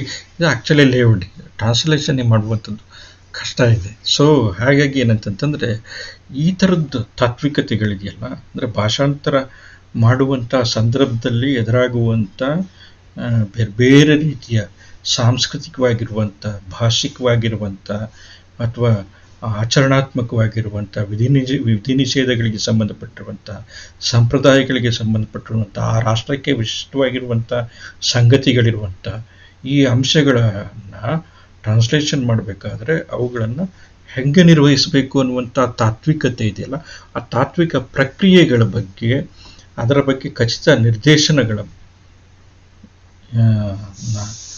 ಆಧಾರದ ಮೇಲೆ ಏನಂತಂದರೆ ಭಾಷಾಂತರಗಳು ಅಥವಾ ಅದರ ವಿಶ್ಲೇಷಣೆ ನಡೆಸುವುದು. ಇದು ತಾತ್ವಿಕವಾಗಿರುವಂಥದ್ದು. ಇದು ಭಾಷಾಂತರದ ಬಗ್ಗೆ ತಾತ್ವಿಕವಾಗಿರುವಂಥ ಒಂದು ಅಧ್ಯಯನ. ನಾನು ಭಾಷಾಂತರನೇ ಮಾಡುವಂಥದ್ದು. ಅಂದರೆ ತಾತ್ವಿಕ ನೆಲೆಯಲ್ಲಿ ಭಾಷಾಂತರದ ಪ್ರೋಸೆಸ್ ಬಗ್ಗೆ ಖಚಿತ ನಿರ್ದೇಶನಗಳ ಆಧಾರದ ಮೇಲೆ ವಿಶ್ಲೇಷಣೆ ನಡೆಸೋದಕ್ಕೆ ಸಾಧ್ಯತೆ ಇದೆ ಅನ್ನುವಂಥದ್ದು. ಭಾಷಾಂತರದ ಪ್ರೋಸೆಸ್, ಭಾಷಾಂತರ ಮಾಡುವಂಥ ಬಗೆ ಇದೆಯಲ್ಲ, ಆ ಹಂತಗಳಿದೆಯಲ್ಲ, ಹಂತದಲ್ಲಿ ಯಾವ್ಯಾವ ತೀರ್ಮಾನಗಳನ್ನು ತೆಗೆದುಕೊಳ್ಬೇಕು, ಇದಕ್ಕೆ ಖಚಿತ ನಿರ್ದೇಶನ ಬೇಕು. ಸೊ ಈಗ ಒಂದು ಭಾಷಾಂತರದ ಒಂದು ಸಮಿತಿ ಇದೆ ಅಂತಂದರೆ ಆ ಸಮಿತಿ ಕುಳ್ಕೊಂಡು ತೀರ್ಮಾನ ಮಾಡಬೇಕು. ಯಾವ ಕೃತಿಯನ್ನು ಅನುವಾದ ಮಾಡ್ತೀವಿ, ಯಾರಿಗೋಸ್ಕರ ಅನುವಾದ ಮಾಡ್ತಿದ್ದೀವಿ, ಅನುವಾದ ಹೇಗೆ ಬರಬೇಕು ಅನ್ನುವಂಥದ್ದು. ಸೊ ಇದು ಭಾಷಾಂತರದ ಪ್ರಕ್ರಿಯೆ ಮತ್ತು ಆ ಸಮಿತಿ ತೀರ್ಮಾನ ತೆಗೆದುಕೊಳ್ಳುವಂಥದ್ದು ಖಚಿತವಾಗಿರುವಂಥ ನಿರ್ದೇಶನಗಳು. ಇದರ ಆಧಾರದ ಮೇಲೆ ವಿಶ್ಲೇಷಣೆ ಭಾಷಾಂತರದ ಅಧ್ಯಯನದಲ್ಲಿ ನಡೆಸೋದಕ್ಕೆ ಸಾಧ್ಯ. ಸೊ ಅನುವಾದದಲ್ಲಿ ಏಕರೂಪತೆಯೂ ಕೂಡ ಇರಬೇಕಾಗತ್ತೆ, ಭಾಷಾಂತರದಲ್ಲಿ ಏಕರೂಪತೆ ಇರಬೇಕಾಗುತ್ತೆ.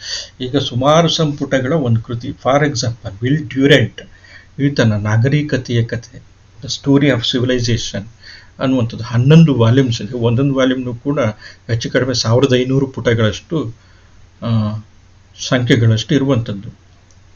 ಸೊ 11 ವಾಲ್ಯೂಮ್ಸ್ ಅಂತಂದ್ರೆ ಹೆಚ್ಚು ಕಡಿಮೆ ಒಂದು 18,000 ಹೆಚ್ಚು ಕಡಿಮೆ ಪುಟಗಳ ಹತ್ತಿರ ಬರುತ್ತೆ. ಅಷ್ಟು ಇಷ್ಟೇ ಹತ್ರ ಇರುವಂಥದ್ದು ಕೃತಿ. ಒಂದೊಂದು ವಾಲ್ಯೂಮ್ನ ಒಂದರ ಮೇಲೆ ಒಂದು ಇಷ್ಟೇ ಹತ್ರ ಬರುತ್ತೆ. ದ ಸ್ಟೋರಿ ಆಫ್ ಸಿವಿಲೈಸೇಷನ್ ಅಂತ ತಂದ್ಬಿಟ್ಟು ಜಗತ್ತಿನ ಅತ್ಯದ್ಭುತ ಕೃತಿಗಳಲ್ಲಿ ಅದು ಕೂಡ ಒಂದು. ಇದನ್ನು ವಿಲ್ ಡ್ಯೂರೆಂಟ್ ಮತ್ತು ಆತನ ಪತ್ನಿಯಾಗಿರುವಂಥ ಏರಿಯಲ್ ಡ್ಯೂರೆಂಟ್ ಅನ್ನುವಂಥವರು ಇಬ್ಬರು ಸೇರಿ ಮತ್ತು ಅವರ ಸಹಚರರ ಜೊತೆ, ಅವರ ವಿದ್ಯಾರ್ಥಿಗಳ ಜೊತೆ ಸೇರಿ ಅತ್ಯಂತ ಜೀವಮಾನ ಪರ್ಯಂತ ಶ್ರಮಪಟ್ಟು ರಚಿಸಿರುವಂಥ ಅದ್ಭುತವಾಗಿರುವಂಥ ಕೃತಿ ಅದು. ಒಂದು ವಿಶ್ವವಿದ್ಯಾಲಯ ಮಾಡಬೇಕಾಗಿರುವಂಥ ಸಾಧನೆಯನ್ನು ಅವರು ಮಾಡಿದ್ದಾರೆ.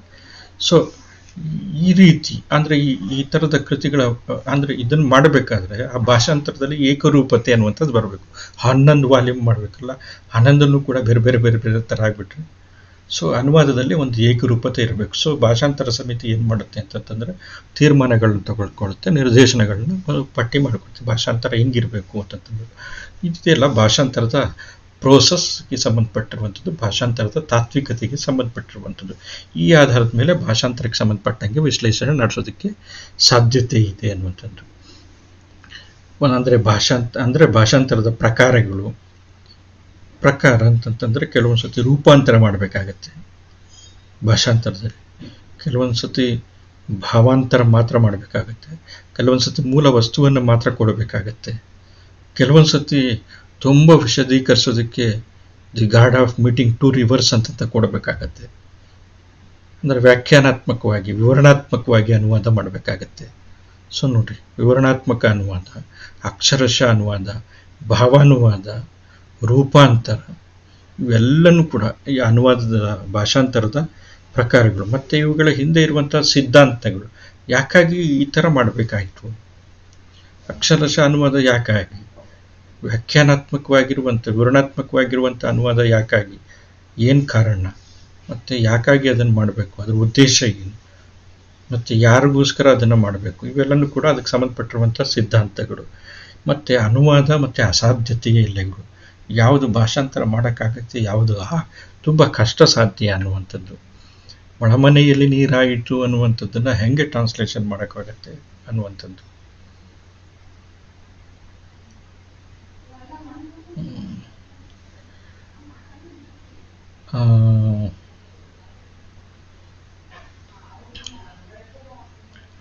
ಅಕ್ಕಿ ಹಾರಿಸುವಾಗ ಚಿಕ್ಕ ನುಚ್ಚಿನ ನಡುವೆ ಬಂಗಾರವಿಲ್ಲದಂಥ ಬೆರಳು. ಕೆ.ಎಸ್. ನರಸಿಂಹಸ್ವಾಮಿಯವರ ಪದ್ಯದ ಸಾಲು ಇದು. ದಂಪತಿಗಳು ಹೊಸದಾಗಿ ಸಂಸಾರ ನಡೆಸ್ತಾ ಇದ್ದಾರೆ, ಬಡತನ ಇದೆ, ಅಕ್ಕಿ ಹಾರಿಸುವಾಗ. ಪಾಶ್ಚಾತ್ಯರಲ್ಲಿ ಅಕ್ಕಿ ಹಾರಿಸುವಂಥ ಪದ್ಧತಿನೇ ಇಲ್ಲ, ಮೊರದಲ್ಲಿ ಅಕ್ಕಿ ಹಾರಿಸುವಂಥದ್ದು. ಅಕ್ಕಿ ಹಾರಿಸುವಾಗ ಚಿಕ್ಕ ನುಚ್ಚಿನ ನಡುವೆ ನೋಡ್ರಿ, ಹಾರಿಸ್ತಾ ಇರುವಂಥದ್ದು ನುಚ್ಚುಗಳಿಂದ ಕೂಡಿರುವಂಥ ಅಕ್ಕಿ. ನುಚ್ಚುಗಳಿಂದ ಕೂಡಿರುವಂಥ ಅಕ್ಕಿ ಅಂತಂತಂದರೆ ಸ್ವಲ್ಪ ಕಡಿಮೆ ಬೆಲೆಗೆ ಸಂಬಂಧಪಟ್ಟಿರುವಂಥದ್ದು. ಅಕ್ಕಿ ಹಾರಿಸುವಾಗ ಚಿಕ್ಕ ನುಚ್ಚಿನ ನಡುವೆ ಬಂಗಾರವಿಲ್ಲದ ಬೆರಳು. ಅಕ್ಕಿ ಹಾರಿಸುವಂಥದ್ದು ಗಂಡಲ್ಲ, ಹೆಣ್ಣು. ನೋಡ್ರಿ ಹೆಂಗೆ ಲಿಂಗ ಸಂಬಂಧಿಯಾಗಿರುವಂಥ ರಾಜಕಾರಣನೂ ಕೂಡ ಬರ್ತಿಲ್ಲ. ಪಾಶ್ಚಾತ್ಯರು ಇಲ್ಲಿ ಏನೂ ಇಲ್ಲ, ಗಂಡು ಹೆಣ್ಣು ಅನ್ನುವಂಥದ್ದು ಏನೂ ಇಲ್ಲ ಈ ಸಾಲಲ್ಲಿ. ಆದರೆ ಪಾಶ್ಚಾತ್ಯರು ಇದನ್ನೇನಾದರೂ ಟ್ರಾನ್ಸ್ಲೇಷನ್ ಮಾಡೋದಕ್ಕೆ ಇದನ್ನು ಟ್ರಾನ್ಸ್ಲೇಷನ್ ಮಾಡಿದ್ರೆ ಇದು ಯಾವ್ದು ರೈಸನ್ನು ಆರಿಸ್ತಾ ಇರುವಂಥವ್ರು ಮತ್ತು ನುಚ್ಚು ಅಂತಂತಂದ್ರೆ ಏನು ಅನ್ಬೇಕು ಅನ್ನುವಂಥದ್ದು ಒಂದು ಸಮಸ್ಯೆ. ಟ್ರಾನ್ಸ್ಲೇಷನ್ ಮಾಡ್ಬೇಕಾದ್ರೆ ಈ ಆರಿಸ್ತಾ ಇರುವಂಥದ್ದು ಯಾರು ಗಂಡ ಹೆಣ್ಣು ಅನ್ನುವಂಥದ್ದು ಅವ್ರಿಗೆ ಸಮಸ್ಯೆ ಆಗುತ್ತೆ. ಯಾಕಂತಂದರೆ ಅಲ್ಲಿ ಸಮಾನತೆ ಅನ್ನುವಂಥದ್ದು ಗಂಡು ಹೆಣ್ಣಿನ ಮಧ್ಯೆ ನಮಗೆ ಹೋಲಿಸ್ಕೊಂಡ್ರೆ ತವಲನಿಕವಾಗಿ ಸ್ವಲ್ಪ ಹೆಚ್ಚಿದೆ ಅಂತ ಅದು ಒಪ್ತಕ್ಕಂಥ ಮಾತು ಇದೆ. ಅವಾಗ ಗಂಡ ಹೆಣ್ಣ ಅನ್ನುವಂಥ ಪ್ರಶ್ನೆ ಅವ್ರಿಗೆ ಕಾಡುತ್ತೆ, ನಮಗೆ ಕಾಡಲ್ಲ. ಯಾಕೆಂದರೆ ಅಕ್ಕಿ ಹಾರಿಸುವಂಥದ್ದು ಹೆಣ್ಮಕ್ಳು ಅನ್ನುವಂಥದ್ದು. ಸೊ ಈ ಥರ ಅಂದರೆ ಒಂದು ಕಲ್ಚರಲ್ ಸಾಂಸ್ಕೃತಿಕವಾಗಿರುವಂಥ ಹಿನ್ನೆಲೆಗಳು ಕೂಡ ಏನಾಗುತ್ತೆ ಅಂತಂದರೆ ಭಾಷಾಂತರದ ಅಧ್ಯಯನದಲ್ಲಿ ತೊಡಕುಗಳು ಉಂಟು ಮಾಡಿಬಿಡುತ್ತೆ. ಸೊ ಈ ರೀತಿಯ ಅಸಾಧ್ಯತೆಯ ಸಾಧ್ಯತೆಯ ಈ ಎಲ್ಲೆಗಳು ಅನುವಾದ ಪ್ರಕ್ರಿಯೆಯಲ್ಲಿ ಅಪರಿಚಿತ ಅಂಶಗಳನ್ನು ಪರಿಚಿತವಾಗಿಸುವಂಥದ್ದು, ಇಂಥವನ್ನು ಕೂಡ ಮಾಡಬೇಕಾಗತ್ತೆ. ಅಪರಿಚಿತ ಅಂಶಗಳನ್ನು ಪರಿಚಿತವಾಗಿಸುವಂಥ, ಫಾರ್ ಎಕ್ಸಾಂಪಲ್ ನಾನು ಹೇಳಿದೆ the god of meeting 2 rivers ಅನ್ನುವಂಥದ್ದು ಕೂಡಲ ಸಂಗಮ ದೇವ ನಮಗೆ ಪರಿಚಿತ, ಕೂಡಲ ಸಂಗಮ ದೇವ ಅವರಿಗೆ ಅಪರಿಚಿತ. ಅವ್ರಿಗೆ ಪರಿಚಿತ ಮಾಡಬೇಕು ಅಂತಂದರೆ the god of meeting 2 rivers ಅಂತಂತ ಹೇಳಿದ್ರೆ 2 ನದಿಗಳು ಸೇರುವಂಥ ಜಾಗದಲ್ಲಿರುವಂಥ ದೇವರು ಅಂತ ಅರ್ಥ ಆಗುತ್ತೆ ಅವ್ರಿಗೆ. ಕೂಡಲ ಸಂಗಮ ದೇವ ಗಾಡ್ ಅಂತಂತ ಹಿಂಗೆ ಅರ್ಥ ಆಗುತ್ತೆ. ಸೊ ಹಾಗಾಗಿ ಅಪರಿಚಿತವಾಗಿರುವಂಥ ಅಂಶಗಳನ್ನು ಪರಿಚಿತವಾಗಿಸುವಂಥದ್ದು. ಆಮೇಲೆ ಸಾಂಸ್ಕೃತಿಕ ವೈಚಾರಿಕ ಒತ್ತಡಗಳು, ಆಮೇಲೆ ಇವುಗಳ ವಿಶ್ಲೇಷಣೆ ತಾತ್ವಿಕ ನೆಲೆಯಲ್ಲಿ ಮಾಡೋದಕ್ಕೆ ಸಾಧ್ಯ ಇದೆ. ಯಾಕೆ ಹೀಗೆ ಅಪರಿಚಿತವಾಗಿರುವಂಥ ಅಂಶವನ್ನು ಪರಿಚಿತವನ್ನಾಗಿ ಮಾಡಬೇಕು. ಇದು ಯಾರಿಗೆ ಮಾಡಬೇಕು? ಕನ್ನಡದ ಸಂದರ್ಭದಲ್ಲಿ ಈ ಅನುವಾದ ಮಾಡಬೇಕು ಅಂತಂತಂದರೆ ಮತ್ತೊಂದು ಭಾಷೆಯಲ್ಲಿ ಕೂಡಲ ಸಂಗಮ ದೇವ ಅನ್ನುವಂಥದ್ದನ್ನು ಹೇಳಬೇಕಾಗಿಲ್ಲ, ಅದಕ್ಕೆ ಟ್ರಾನ್ಸ್ಲೇಷನ್ ಕೊಡಬೇಕಾಗಿಲ್ಲ. ಯಾಕೆಂತಂದರೆ ಗೊತ್ತಾಗುತ್ತೆ ಕೂಡಲ ಸಂಗಮ ದೇವ ಅಂತಂತಂದರೆ. ಸೊ ಹಾಗಾಗಿ ಕೆಲವೆಲ್ಲ ಗೊತ್ತಾಗುತ್ತೆ. ಭಾರತೀಯ ಸಂದರ್ಭದಲ್ಲಿ ಕೆಲವು ಅಂಶಗಳು ಗೊತ್ತಾಗದೆ ಹೋಗ್ಬೋದು. ಅಲ್ಲೂ ಕೂಡ ಏನು ಮಾಡಬೇಕಾಗತ್ತೆ ಅಂತಂತಂದರೆ ವಿವರಣೆ ಅಂದರೆ ಭಾಷಾಂತರ ಆಗಬೇಕಾಗತ್ತೆ. ನೋಡಿ, ಫಾರ್ ಎಕ್ಸಾಂಪಲ್ ಈ ಥರ ಅಪರಿಚಿತ ಅಂಶಗಳನ್ನ ಪರಿಚಿತವಾಗಿಸುವಂಥ ಅನುವಾದ ಕ್ರಮಗಳು ಹಿಂದೆನೂ ಕೂಡ ನಡೆದಿದೆ. ಇಂಗ್ಲೀಷ್ ಭಾಷೆಯಿಂದ ನಾವು ಕೆಲವು ಕೃತಿಗಳನ್ನ ತಂದುಕೊಳ್ಬೇಕಾದ್ರೆ, ಫಾರ್ ಎಕ್ಸಾಂಪಲ್ ಕೆಲವನ್ನ ನಾನು ಹೇಳ್ತೀನಿ. ಈಗ ಮ್ಯಾಕ್ಬೆತ್ ಅನ್ನುವಂಥ ಒಂದು ನಾಟಕ ಶೇಕ್ಸ್ಪಿಯರ್ ಬರೆದಿರುವಂಥ ನಿಮಗೆಲ್ಲರಿಗೂ ಕೂಡ ಗೊತ್ತಿದೆ. ಈ ನಾಟಕವನ್ನು ನಾವು ಅನುವಾದ ಮಾಡಿಕೊಂಡಿದ್ದು ಯಾವ ಹೆಸರಿನಲ್ಲಿ ಅಂತಂದರೆ ಪ್ರತಾಪರುದ್ರದೇವ ಅನ್ನುವಂಥ ಹೆಸರಿನಲ್ಲಿ. ಯಾಕೆಂದರೆ ಪ್ರತಾಪರುದ್ರದೇವ ನಮ್ಮ ಭಾಷೆ ಜಾಯಮಾನಕ್ಕೆ ಹೋಗುವಂಥದ್ದು, ಮ್ಯಾಕ್ಬೆತ್ ಅಲ್ಲ. ಸೊ ಹಾಗಾಗಿ ಈಗಿನ ಅನುವಾದಗಳು ಮ್ಯಾಕ್ಬೆತ್ ಅನ್ನುವಂಥ ಹೆಸರಲ್ಲೇ ಬರುತ್ತೆ. ಆದರೆ ಪ್ರತಾಪರುದ್ರದೇವ ಆವತ್ತಿನ ಸಂದರ್ಭದಲ್ಲಿ ಅಗತ್ಯ ಆಗಿತ್ತು. ನೋಡ್ರಿ, ಅಗತ್ಯತೆಗಳು ಇವನ್ನೂ ಕೂಡ ಯಾವ ಸಂದರ್ಭದಲ್ಲಿ ಬೇಕಾಗತ್ತೆ, ಬೇಡವಾಗತ್ತೆ, ಇವೆಲ್ಲನೂ ಕೂಡ ತುಂಬ ಮುಖ್ಯ ಆಗುತ್ತೆ ಅನುವಾದ ಭಾಷಾಂತರದ ಸಂದರ್ಭದಲ್ಲಿ. ಹಾಗೇನೆ the taming of the shrew ಅನ್ನುವಂಥ ಕೃತಿ ಬಹದ್ದೂರ್ ಗಂಡ ಅನ್ನುವಂಥ ಹೆಸರಿನಲ್ಲಿ ಅನುವಾದ ಆಗಿದೆ. ಯಾಕೆ ಬಹದ್ದೂರ್ ಗಂಡ ಅಂತಂತಾಯ್ತು? The taming of the shrew ಅಂತಂತಂದ್ಬಿಟ್ಟು ಯಾಕೆ ಅದು ಅನುವಾದ ಅದನ್ನು ಅದೇ ಥರ ಕನ್ನಡಕ್ಕೆ ನಾವು ತಂದುಕೊಳ್ಳಿಲ್ಲ? ಇಲ್ಲವ್ರಿಗೆ ಗೊತ್ತಾಗೋದಿಲ್ಲ, ಅದು ಕಷ್ಟ. ಇಂಗ್ಲೀಷ್ ಭಾಷೆ ನಮಗೆ ಗೊತ್ತಿಲ್ಲ. ಸೊ ಅದನ್ನು ಕನ್ನಡಕ್ಕೆ ತರಬೇಕಾದ್ರೆ ಬಹದ್ದೂರ್ ಗಂಡ ಅಂತಂತಂದರೆ ಅದು ನಮ್ಮ ಭಾಷೆಗೆ ಒಗ್ಗುವಂಥದ್ದು. ಸೊ ರೋಮಿಯೋ ಜೂಲಿಯೆಟ್ ಅನ್ನುವಂಥ ಒಂದು ನಾಟಕ ಶೇಕ್ಸ್ಪಿಯರ್ದೆ. ಸೊ ಅದನ್ನು ರಾಮವರ್ಮ ಮತ್ತು ಲೀಲಾವತಿ ಅನ್ನುವಂಥ ಹೆಸರಿನಲ್ಲಿ ಅನುವಾದ ಮಾಡಿಕೊಂಡ್ವಿ. ರಾಮವರ್ಮ ಲೀಲಾವತಿ ಅನ್ನುವಂಥ ಹೆಸರಿನಲ್ಲಿ. ದ ಟೆಂಪೆಸ್ಟ್ ಅನ್ನುವಂಥ ನಾಟಕ, ಇದನ್ನು ಕುವೆಂಪು ಅವರು ಟ್ರಾನ್ಸ್ಲೇಷನ್ ಮಾಡಿರುವಂಥದ್ದು. ಬಿರುಗಾಳಿ ಅನ್ನುವಂಥ ಹೆಸರಿನಲ್ಲಿ ನಾವು ಟ್ರಾನ್ಸ್ಲೇಷನ್ ಮಾಡ್ಕೊಂಡಿದ್ದೀವಿ. ಆದರೆ ಈ ಕೃತಿ ತದ್ವತ್ ಅನುವಾದನ ಬಿರುಗಾಳಿ ಅನ್ನುವಂಥ ಕೃತಿ ಮತ್ತು ಹ್ಯಾಮ್ಲೆಟ್ ಅನ್ನುವಂಥ ಶೇಕ್ಸ್ಪಿಯರ್ನ ನಾಟಕವನ್ನು ರಕ್ತಾಕ್ಷಿ ಅನ್ನುವಂಥ ಹೆಸರಿನಲ್ಲಿ ಕುವೆಂಪು ಅವರು ಅನುವಾದ ಮಾಡಿರುವಂಥದ್ದು ತದ್ವತ್ ಅನುವಾದಗಳಲ್ಲ. ಬೇರೆ ಕೆಲವು ಕೃತಿಗಳು ಉಲ್ಲೇಖ ಮಾಡಿರುವಂಥ ತದ್ವತ್ ಅನುವಾದ ಆದರೂ ಇವು ತದ್ವತ್ ಅನುವಾದ ಅಲ್ಲ. ಸೊ ಅಕ್ಷರಶಃ ಅನುವಾದಗಳೇ ಬೇರೆ ಮತ್ತು ಇದು ಭಾವಾಂತರಗಳು ಬೇರೆ. ಇವೆಲ್ಲನೂ ಕೂಡ ಭಾಷಾಂತರದ ವ್ಯಾಪ್ತಿ ಒಳಗಡೆ ಬರುವಂಥದ್ದು. ಸೊ ಹಾಗಾಗಿ ಏನಂತಂದರೆ ಈ ಥರದ ಅಂದರೆ ಅಪರಿಚಿತವಾಗಿರುವಂಥದ್ದನ್ನು ಆಗಿಸುವಂಥದ್ದು ಮತ್ತು ಈ ರೀತಿ ಮಾಡಬೇಕಾದಂಥ ರಾಮವರ್ಮ ಲೀಲಾವತಿ ಅನ್ನುವಂಥ ಹೆಸರನ್ನು ಯಾಕೆ ರೋಮಿಯೋ ಜೂಲಿಯೆಟ್ ಅನ್ನುವಂಥ ನಾಟಕಕ್ಕೆ ಕೊಡಬೇಕಾಯಿತು ಅನ್ನುವಂಥದ್ದು ಇದೆಯಲ್ಲ, ಅದು ಇಲ್ಲಿನ ಸಾಂಸ್ಕೃತಿಕ ವೈಚಾರಿಕ ಒತ್ತಡಗಳೇನಿದೆ ಅದರ ವಿಶ್ಲೇಷಣೆಗೆ ಕಾರಣ ಆಗುತ್ತೆ. ರಕ್ತಾಕ್ಷಿ ಎನ್ನುವಂಥ ಹೆಸರನ್ನು ಹ್ಯಾಮ್ಲೆಟ್ ಕೃತಿಗೆ ಯಾಕೆ ಕುವೆಂಪು ಕೊಡ್ತಾರೆ? ಟೆಂಪೆಸ್ಟ್ ಅನ್ನುವಂಥ ನಾಟಕ ಬಿರುಗಾಳಿ ಅನ್ನುವಂಥ ಹೆಸರಿನಲ್ಲಿ ಬಂತು. ಭಾವಾಂತರಗಳಾದವು, ಅವೆರಡೂ ಭಾವಾಂತರಗಳು. ಆ ನಾಟಕಗಳನ್ನ ಸರಳ ರಗಳೆ ರೂಪದಲ್ಲಿ ಬರೆದಿದ್ದಾರೆ, ಸ್ವಲ್ಪ ಹಳಗಿನ ಶೈಲಿಯಲ್ಲಿ. ಸೊ ಯಾಕೆ ಆ ಭಾಷೆಯನ್ನು ಬಳಸ್ತಾರೆ? ಯಾಕೆ ಅದನ್ನು ಸರಳ ರಗಳೆಯ ರೂಪದಲ್ಲಿ ತರ್ತಾರೆ ಕುವೆಂಪು?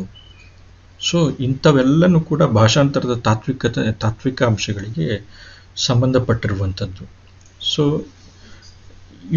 ಇವೆಲ್ಲನೂ ಕೂಡ ಅಂದರೆ ಭಾಷಾಂತರ ಅಧ್ಯಯನದ ಎರಡು ದಿಕ್ಕುಗಳಿದೆಯಲ್ಲ, ಎರಡು ದಿಕ್ಕುಗಳಲ್ಲಿ ಮೊದಲನೇ ದಿಕ್ಕಿದೆಯಲ್ಲ, ಮೊದಲನೇ ಒಂದು ಕವಲಿದೆಯಲ್ಲ, ಅಲ್ಲಿ ಏನಂತಂದರೆ ಭಾಷಾಂತರ ಅಧ್ಯಯನದ ತಾತ್ವಿಕತೆಗೆ ಸಂಬಂಧಪಟ್ಟಿರುವಂಥ ವಿವರಗಳು ಬರುತ್ತೆ. ಅಂದರೆ ಒಂದು ಭಾಷಾಂತರ ಅಂತಂದರೆ ಏನು, ಭಾಷಾಂತರದಲ್ಲಿ ಯಾವ್ಯಾವ ರೀತಿ ಇರುತ್ತೆ, ಭಾಷಾಂತರ ಅನ್ನುವಂಥದ್ದು ಯಾವ್ಯಾವ ನಿರ್ದೇಶನದ ಅಡಿಯಲ್ಲಿ ಆಗಬೇಕು, ಭಾಷಾಂತರ ಅಕ್ಷರಶಃ ಅನುವಾದ ಆಗಬೇಕಾ, ಭಾವಾಂತರ ಆಗಬೇಕಾ, ರೂಪಾಂತರ ಆಗಬೇಕಾ, ವಿವರಣಾತ್ಮಕವಾಗಿರುವಂಥ ಭಾಷಾಂತರ ಆಗಬೇಕಾದ್ರೆ ಯಾಕೆ ಆಗಬೇಕು, ಅದರ ಹಿಂದೆ ಇರುವಂಥ ವೈಚಾರಿಕ ಸಂಹಿತೆ ಏನು, ಆ ಎರಡೂ ಭಾಷೆಗಳ ನಡುವೆ ಇರುವಂಥ ಸಂಪ್ರದಾಯಗಳ ಹಿನ್ನೆಲೆ, ಆಚರಣೆಗಳ ಹಿನ್ನೆಲೆ, ವಿಧಿ ನಿಷೇಧಗಳು, ಒತ್ತಡಗಳು, ಆ ಭಾಷೆಯ ಸೊಗಡು, ಭಾಷೆಯ ಶೈಲಿ, ವಾಕ್ಯ ರಚನೆಯ ರೀತಿ ಇವೆಲ್ಲನೂ ಕೂಡ ಏನಂತಂದರೆ ಭಾಷಾಂತರ ಅಧ್ಯಯನದ ತಾತ್ವಿಕ ನೆಲೆಯಲ್ಲಿ ಬರುತ್ತೆ. ಸೊ ಇದನ್ನು ಈ ಭಾಗದಲ್ಲಿ ಮಾಡೋದಕ್ಕೆ ಸಾಧ್ಯತೆ ಇದೆ ಅನ್ನುವಂಥದ್ದು. ಎರಡನೇದು ಭಾಷಾಂತರ ಅಧ್ಯಯನದ ಎರಡನೇ ಪ್ರಕಾರ ಅಂತಂತಂದರೆ ಒಬ್ಬ ಲೇಖಕನ, ನೋಡ್ರಿ ಇಲ್ಲಿ ಎರಡು ಅಂಶಗಳು ಬರುತ್ತೆ. ಒಬ್ಬ ಲೇಖಕನ ಕೃತಿ ಭಿನ್ನ ಭಾಷೆಗಳಲ್ಲಿ ಆಗಿರುವಂಥ ವಿವಿಧ ಭಾಷಾಂತರಗಳು. ಒಬ್ಬನೇ ಲೇಖಕನ ಕೃತಿ ಬೇರೆ ಬೇರೆ ಭಾಷೆಗಳಲ್ಲಿ ಆಗಿರುವಂಥ ಬೇರೆ ಬೇರೆ ಅನುವಾದಗಳು. ಇದು ಒಂದು. ಒಬ್ಬ ಲೇಖಕನ ಒಂದು ಕೃತಿ ಬೇರೆ ಬೇರೆ ಭಾಷೆಗಳಲ್ಲಿ ಅನುವಾದ ಆಗಿದೆ. ಈ ವಿವಿಧ ಅನುವಾದಗಳು ಅಥವಾ ಒಂದೇ ಭಾಷೆಯಲ್ಲಿ ಬೇರೆ ಬೇರೆ ಕಾಲಘಟ್ಟದಲ್ಲಿ, ಒಂದೇ ಭಾಷೆಯಲ್ಲಿ ಬೇರೆ ಬೇರೆ ಕಾಲಘಟ್ಟಗಳಲ್ಲಿ ಒಬ್ಬನೇ ಲೇಖಕನ ಒಂದೇ ಕೃತಿಯ ಹಲವು ಭಾಷಾಂತರಗಳು, ಒಂದೇ ಕೃತಿಯ ಹಲವು ಭಾಷಾಂತರಗಳು. ಇಲ್ಲಿ ಒಬ್ಬನೇ ಲೇಖಕನ ಅಂದರೆ ಒಬ್ಬ ಲೇಖಕ ಇರ್ತಾನೆ, ಆ ಲೇಖಕನ ಕೃತಿ ಬೇರೆ ಬೇರೆ ಭಾಷೆಯಲ್ಲಿ ಅನುವಾದ ಆಗಿರುತ್ತೆ, ಬೇರೆ ಬೇರೆ ಭಾಷೆಯಲ್ಲಿ ಅನುವಾದ ಆಗಿರುತ್ತೆ. ಇದು ಒಂದು ಅಂಶ. ಇನ್ನೊಂದು ಅಂಶ ಏನಂತಂದರೆ ಒಬ್ಬನೇ ಲೇಖಕನ ಒಂದು ಕೃತಿಯ ಒಂದೇ ಭಾಷೆಯಲ್ಲಿ ಬೇರೆ ಬೇರೆ ಕಾಲಘಟ್ಟಗಳಲ್ಲಿ ಆಗಿರುವಂಥ ಅನುವಾದ. ಈ ಥರನೂ ಕೂಡ ಇರುತ್ತೆ. ಫಾರ್ ಎಕ್ಸಾಂಪಲ್, ಉದಾಹರಣೆ ಕೊಡೋದಾದರೆ ಒಬ್ಬ ಲೇಖಕನ ಭಿನ್ನ ಭಾಷೆಗಳಲ್ಲಿ ಆಗಿರುವಂಥ ವಿವಿಧ ಭಾಷಾಂತರಗಳು. ಈಗ ಶೇಕ್ಸ್ಪಿಯರ್ನ ನಾಟಕಗಳಿದೆಯಲ್ಲ, ಶೇಕ್ಸ್ಪಿಯರ್ನ ನಾಟಕಗಳು ಪ್ರಪಂಚದಾದ್ಯಂತ ಒಬ್ಬನೇ ಲೇಖಕನ ಬೇರೆ ಬೇರೆ ಭಾಷೆಗಳಲ್ಲಿ ಆಗಿರುವಂಥ ಅನುವಾದ. ಶೇಕ್ಸ್ಪಿಯರ್ನ ನಾಟಕಗಳು ಹಲವು ಭಾಷೆಗಳಲ್ಲಿ, ವಿಶ್ವದ ಹಲವು ಭಾಷೆಗಳಲ್ಲಿ, ಬಹುತೇಕ ಎಲ್ಲ ಭಾಷೆಗಳಲ್ಲಿ, ಮುಖ್ಯ ಅಂತಂತಂದರೆ ಯಾವುದು ಅಧಿಕೃತ ಅಂತಂತ ಆಯಾ ರಾಷ್ಟ್ರಗಳು ಅಥವಾ ಆಯಾ ಪ್ರದೇಶಗಳು ಘೋಷಿಸಿದವೆ, ಬಹುತೇಕ ಆಯಾ ಭಾಷೆಗಳಲ್ಲಿ ಅನುವಾದ ಆಗಿದೆ. ಒಬ್ಬ ಲೇಖಕನ ಹಲವು ಕೃತಿಗಳು ಏನಾಗಿದೆ, ಹಲವು ಕೃತಿ ಅಥವಾ ಒಂದು ಕೃತಿ, ಒಬ್ಬ ಲೇಖಕನ ಕೃತಿಗಳು ಹಲವು ಭಾಷೆಗಳಿಗೆ ಟ್ರಾನ್ಸ್ಲೇಷನ್ ಆಗಿರುವಂಥದ್ದು. ಇದರ ಅಧ್ಯಯನ ಮಾಡೋದಕ್ಕೆ ಸಾಧ್ಯ. ನೋಡ್ರಿ, ಇದನ್ನ ಭಾಷಾಂತರದ ತಾತ್ವಿಕ ಅಧ್ಯಯನದ ಹಿನ್ನೆಲೆ ನಾವು ಏನು ಗಮನಿಸಿದ್ವಿ, ಆ ಥರ ಒಂದು ಕೃತಿ, ಒಂದು ಇಂಗ್ಲಿಷ್ ಭಾಷೆಯಲ್ಲಿ ರಚನೆ ಆಗಿರುವಂಥ ಕೃತಿ ಹಲವು ಭಾಷೆಗಳಲ್ಲಿ ಅನುವಾದ ಆಗ್ತಾ ಇದೆ ಅಂತಂತಂದರೆ ಆ ಹಲವು ಭಾಷೆಗಳ ಜಾಯಮಾನಗಳು, ಆ ಭಾಷೆಯ ಸೊಗಡು, ಆ ಭಾಷೆಯ ರಚನಾಕ್ರಮ ಇವನ್ನೆಲ್ಲನೂ ಕೂಡ ನಿವಾರಿಸಿಕೊಂಡು ಇಂಗ್ಲಿಷ್ ಭಾಷೆಯ ಶೇಕ್ಸ್ಪಿಯರ್ನ ನಾಟಕಗಳು ಆ ಭಾಷೆಗೆ ಅನುವಾದಗೊಂಡಿರಬೇಕು. ಮತ್ತು ಆ ಬೇರೆ ಬೇರೆ ಭಾಷೆಗಳಲ್ಲಿರುವಂಥ ಅನುವಾದಗಳನ್ನು ಜೊತೆಗೆ ತಂದು ಆ ಅನುವಾದ ಕೃತಿಗಳನ್ನು, ಭಾಷಾಂತರ ಕೃತಿಗಳನ್ನು ಅಭ್ಯಾಸ ಮಾಡೋದಕ್ಕೆ ಸಾಧ್ಯ ಇದೆ. ಸೊ ಆವಾಗ ಆ ಭಾಷಾಂತರಗಳಲ್ಲಾಗಿರುವಂಥ ಸಾಮ್ಯತೆ, ವ್ಯತ್ಯಾಸಗಳು, ಅದಕ್ಕೆ ಆ ಎರಡೂ ಭಾಷೆಗಳ ಭಾಷಿಕ ಕಾರಣಗಳೇನು, ಎರಡೂ ಭಾಷೆಗಳ ಸಾಂಸ್ಕೃತಿಕ ಹಿನ್ನೆಲೆ ಏನು, ಅಥವಾ ಸಾಂಸ್ಕೃತಿಕ ವೈವಿಧ್ಯತೆ ಏನು, ಅಥವಾ ರಾಜಕೀಯವಾಗಿರುವಂಥ ಯಾವುದಾದ್ರೂ ಒತ್ತಡಗಳಿದಾವ, ಅಥವಾ ಸಾಮಾಜಿಕವಾಗಿರುವಂಥ ಪ್ರಭಾವ, ಪ್ರೇರಣೆಗಳು, ಸಂಪ್ರದಾಯ, ಆಚರಣೆಗಳು ಏನಾದರೂ ಭಿನ್ನತೆಗೆ ಅಥವಾ ಸಾಮ್ಯತೆಗೆ ಕಾರಣವಾಗಿದ್ದವ ಅನ್ನುವಂಥದ್ದು ಅಧ್ಯಯನದ ದೃಷ್ಟಿಯಿಂದ ಪರಿಶೀಲಿಸೋದಕ್ಕೆ ಅರ್ಹವಾಗಿರುವಂಥದ್ದು. ಸೊ ಈ ಭಿನ್ನತೆಗಳ ಅಧ್ಯಯನ ಇದೆಯಲ್ಲ, ಇದು ಅತ್ಯಂತ ಮುಖ್ಯವಾಗಿರುವಂಥದ್ದು. ಅದನ್ನು ವಿಶ್ಲೇಷಣೆ, ಅರ್ಥೈಸುವಿಕೆ ಎನ್ನುವಂಥದ್ದು ತುಂಬ ಮುಖ್ಯವಾಗುವಂಥದ್ದು. ಇನ್ನೊಂದು ಏನು ಅಂತಂದರೆ, ಒಂದೇ ಭಾಷೆಯಲ್ಲಿ ರಚನೆಯಾಗಿರುವಂಥ ಕೃತಿ, ಒಂದು ಭಾಷೆಯಲ್ಲಿ ರಚನೆಯಾಗಿರುವಂಥ ಒಬ್ಬ ಲೇಖಕನ ಕೃತಿ ಅದೇ ಭಾಷೆಯಲ್ಲಿ ಹಲವು ಬಾರಿ ಅಧ್ಯಯನಗೊಳ್ಳುವಂಥದ್ದು. ಫಾರ್ ಎಕ್ಸಾಂಪಲ್, ನಾನು ಹೇಳಿದ್ದೆ ಟಾಲ್ಸ್ಟಾಯ್ನ ಕೃತಿ,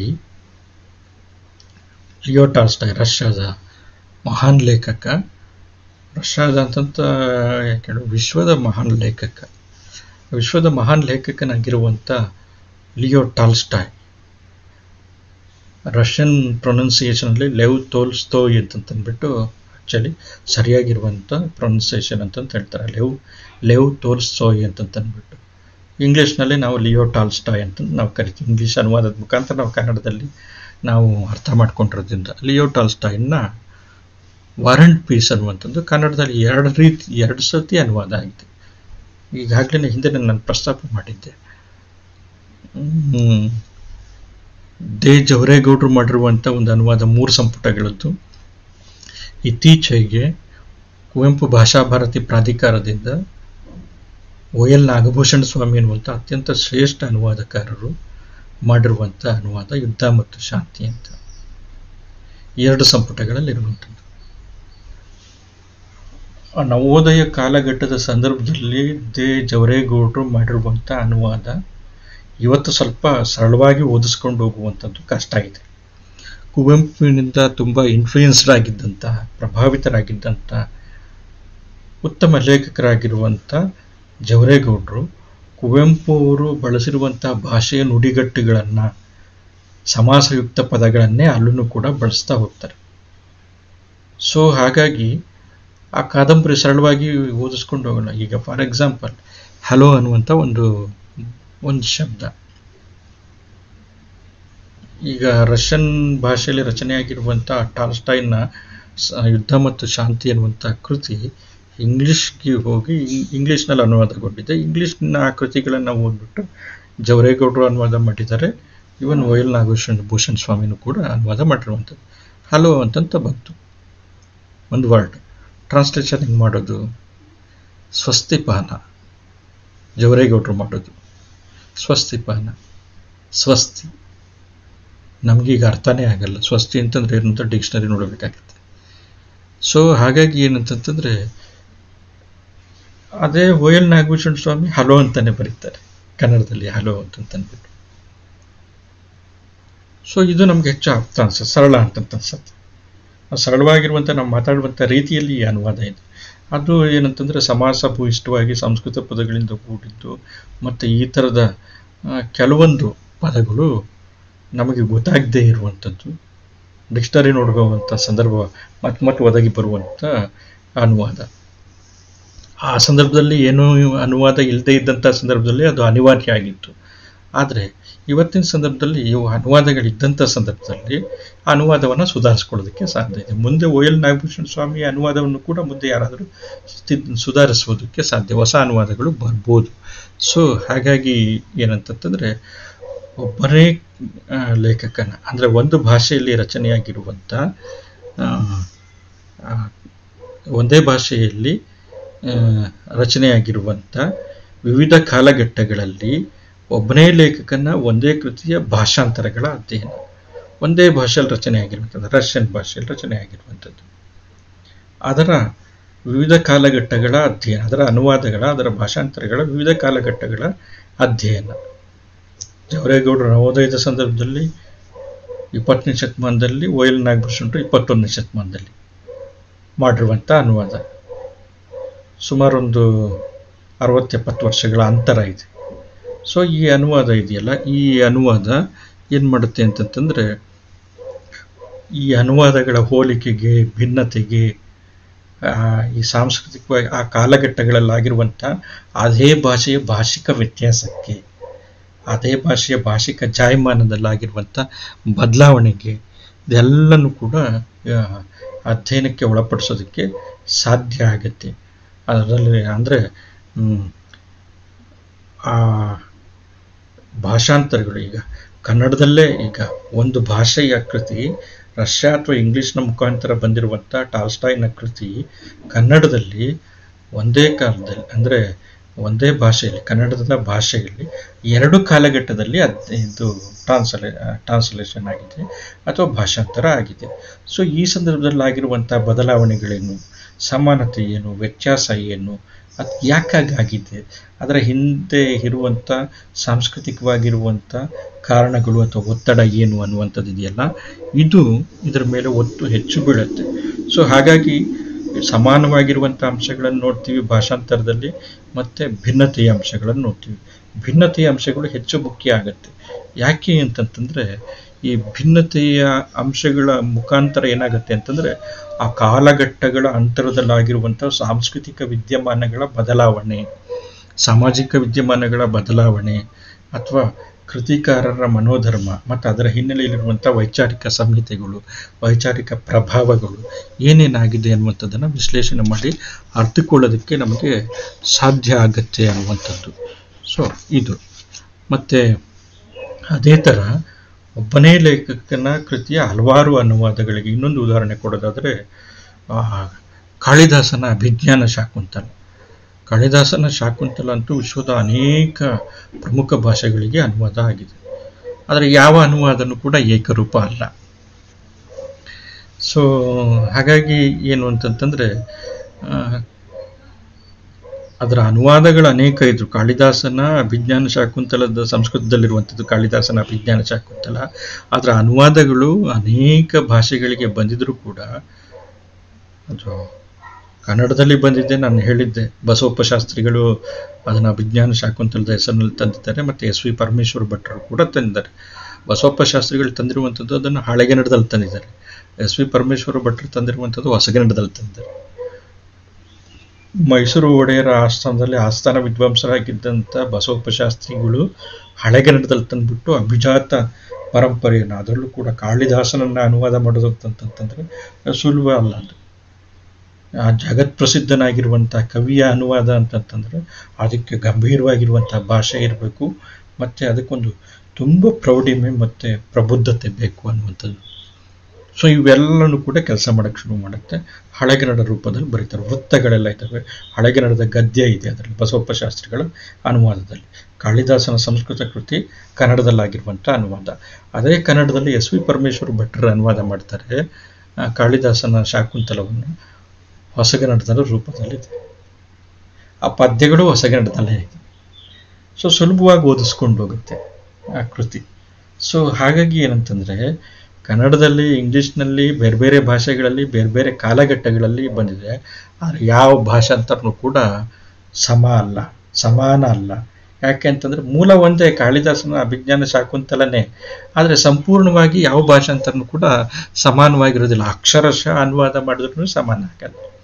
ಯಾಕೆ ಅಂತಂತಂದರೆ ಅಕ್ಷರಶಃ ಅನುವಾದ ಮಾಡೋದಕ್ಕೆ ಹೋದಾಗ ಸಂಸ್ಕೃತ ಭಾಷೆಯ ಒಂದು ಜಾಯಮಾನ, ಅಲ್ಲಿರುವಂಥ ನುಡಿಗಟ್ಟು, ಗಾದೆಗಳು, ಅಥವಾ ಅಲ್ಲಿರುವಂಥ ಕೆಲವು ಮುಖ್ಯವಾಗಿರುವಂಥ ಸಾಂಸ್ಕೃತಿಕ ಪದಗಳು, ಒಳಮನೆಯಲ್ಲಿ ನೀರಾಯಿತು ಸಾಂಸ್ಕೃತಿಕ ಪದ ಅದು. ಸೊ ಆ ಥರದ್ದು ಅಕ್ಷರಶಃ ಅನುವಾದ ಮಾಡೋಕ್ಕೆ ಹೋದರೆ ಏನೇನೋ ವಿಚಿತ್ರ ಅರ್ಥಗಳೆಲ್ಲ ಬಂದ್ಬಿಡ್ತವೆ. ಸೊ ಹಾಗಾಗಿ ಏನು ಅಂತಂತಂದರೆ ಆ ಥರ ಮಾಡೋದಕ್ಕೆ ಸಾಧ್ಯನೇ ಆಗೋದು. ಮಾಡೋಕ್ಕೆ ಹೋದ್ರೂ ಕೂಡ ಸಮಾನ ಅನುವಾದಗಳು ಆಗಿಲ್ಲ, ಆಗೋದಕ್ಕೂ ಸಾಧ್ಯ ಇಲ್ಲ. ಸೊ ಹಾಗಾಗಿ ಈ ಥರ ನೋಡ್ರಿ, ಒಬ್ಬ ಲೇಖಕನ ಹಲವು ಭಾಷೆಗಳಲ್ಲಿ ಬಂದಿರುವಂಥ ಅನುವಾದಗಳ ಅಧ್ಯಯನ, ಒಬ್ಬ ಲೇಖಕನ ಒಂದೇ ಭಾಷೆಯಲ್ಲಿ ಬೇರೆ ಬೇರೆ ಕಾಲಘಟ್ಟದಲ್ಲಿ ಬಂದಿರುವಂಥ ಅನುವಾದಗಳ ಅಧ್ಯಯನ, ಈ ಎರಡನ್ನೂ ಕೂಡ ಮಾಡೋದಕ್ಕೆ ಸಾಧ್ಯ ಇದೆ. ಸೊ ಪ್ರತಿಯೊಂದು ಭಾಷಾಂತರನೂ ಕೂಡ ಏನು ಅಂತಂತಂದರೆ ಇಲ್ಲಿ ಕಾಳಿದಾಸನ ಅಭಿಜ್ಞಾನ ಶಾಕುಂತಲಕ್ಕೆ ಸಂಬಂಧಪಟ್ಟಂಗೆ ಒಂದು ಭಾಷಾಂತರ ಮತ್ತೊಂದು ಭಾಷಾಂತರಕ್ಕಿಂತ ಭಿನ್ನವಾಗಿಯೇ ಕಂಡುಬರುತ್ತೆ. ಸೊ ಯಾವ ಥರದ ಭಿನ್ನತೆ? ಉಪಯೋಗಿಸಿರುವಂಥ ಭಾಷಿಕ ಸ್ತರ, ಮತ್ತು ಅವರು ಆ ನಾಟಕವನ್ನು ಯಾವ ರೂಪದಲ್ಲಿ ತಂದಾರೆ, ಸಂಗ್ರಹ ಮಾಡಿದಾರ ಅಥವಾ ಕೆಲವನ್ನು ವಿಸ್ತಾರ ಮಾಡಿದಾರ, ಇಲ್ಲಿ ಈ ಭಿನ್ನತೆಗಳನ್ನು, ಮತ್ತು ಅವುಗಳಲ್ಲಿರುವಂಥ ಸಾಂಸ್ಕೃತಿಕ ಅಥವಾ ಸಾಹಿತ್ಯಿಕವಾಗಿರುವಂಥ ಅಂಶಗಳು ಹೆಂಗೆ ಪ್ರಭಾವ ಬೀರಿದವೆ, ಭಾಷಿಕವಾಗಿರುವಂಥ ಹಿನ್ನೆಲೆ, ಪ್ರಭಾವ.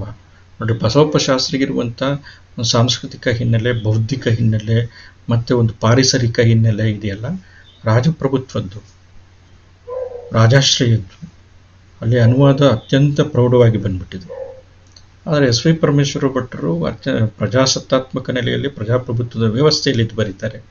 ಸೊ ಅವರ ಭಾಷೆ ಅತ್ಯಂತ ಸರಳವಾಗಿದೆ.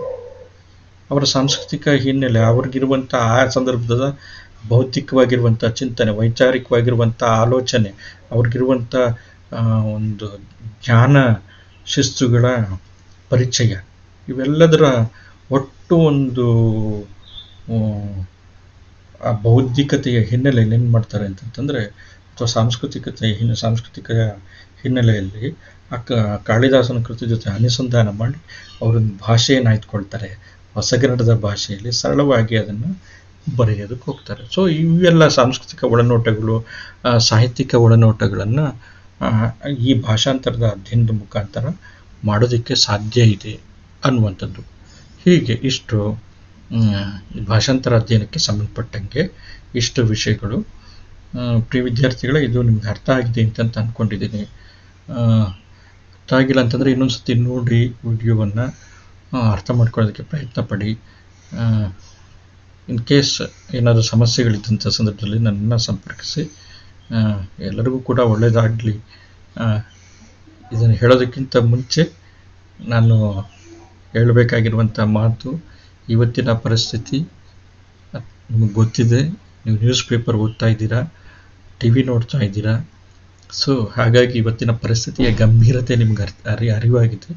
ಸೊ ಯಾವ ಎಚ್ಚರಿಕೆ ಕ್ರಮಗಳನ್ನು ತೆಗೆದುಕೊಳ್ಬೇಕು ಆರೋಗ್ಯಕ್ಕೆ ಸಂಬಂಧಪಟ್ಟಂಗೆ, ಮತ್ತು ಒಂದು ಎಚ್ಚರಿಕೆ ಅನ್ನುವಂಥದ್ದು ನಮ್ಮ ಸುರಕ್ಷತೆಯ ಬಗ್ಗೆ, ಆರೋಗ್ಯದ ಬಗ್ಗೆ, ನಮ್ಮ ಸಹವರ್ತಿಗಳ ಆರೋಗ್ಯದ ಬಗ್ಗೆ ಏನೇನು ಕ್ರಮಗಳನ್ನು ತೆಗೆದುಕೊಳ್ಬೇಕು, ನಮ್ಮ ಬದುಕಿನ ಶೈಲಿಯನ್ನು ಯಾವ ರೀತಿ ರೂಪಿಸ್ಕೊಳ್ಬೇಕು, ಇದನ್ನೆಲ್ಲನೂ ಕೂಡ ಕುರಿತು ಯೋಚನೆ ಮಾಡಿ ಸುರಕ್ಷಿತವಾಗಿರಿ, ಆರೋಗ್ಯವಾಗಿರಿ. ಎಲ್ಲರಿಗೂ ಕೂಡ ಒಳ್ಳೆಯದಾಗಲಿ. ನಮಸ್ಕಾರ.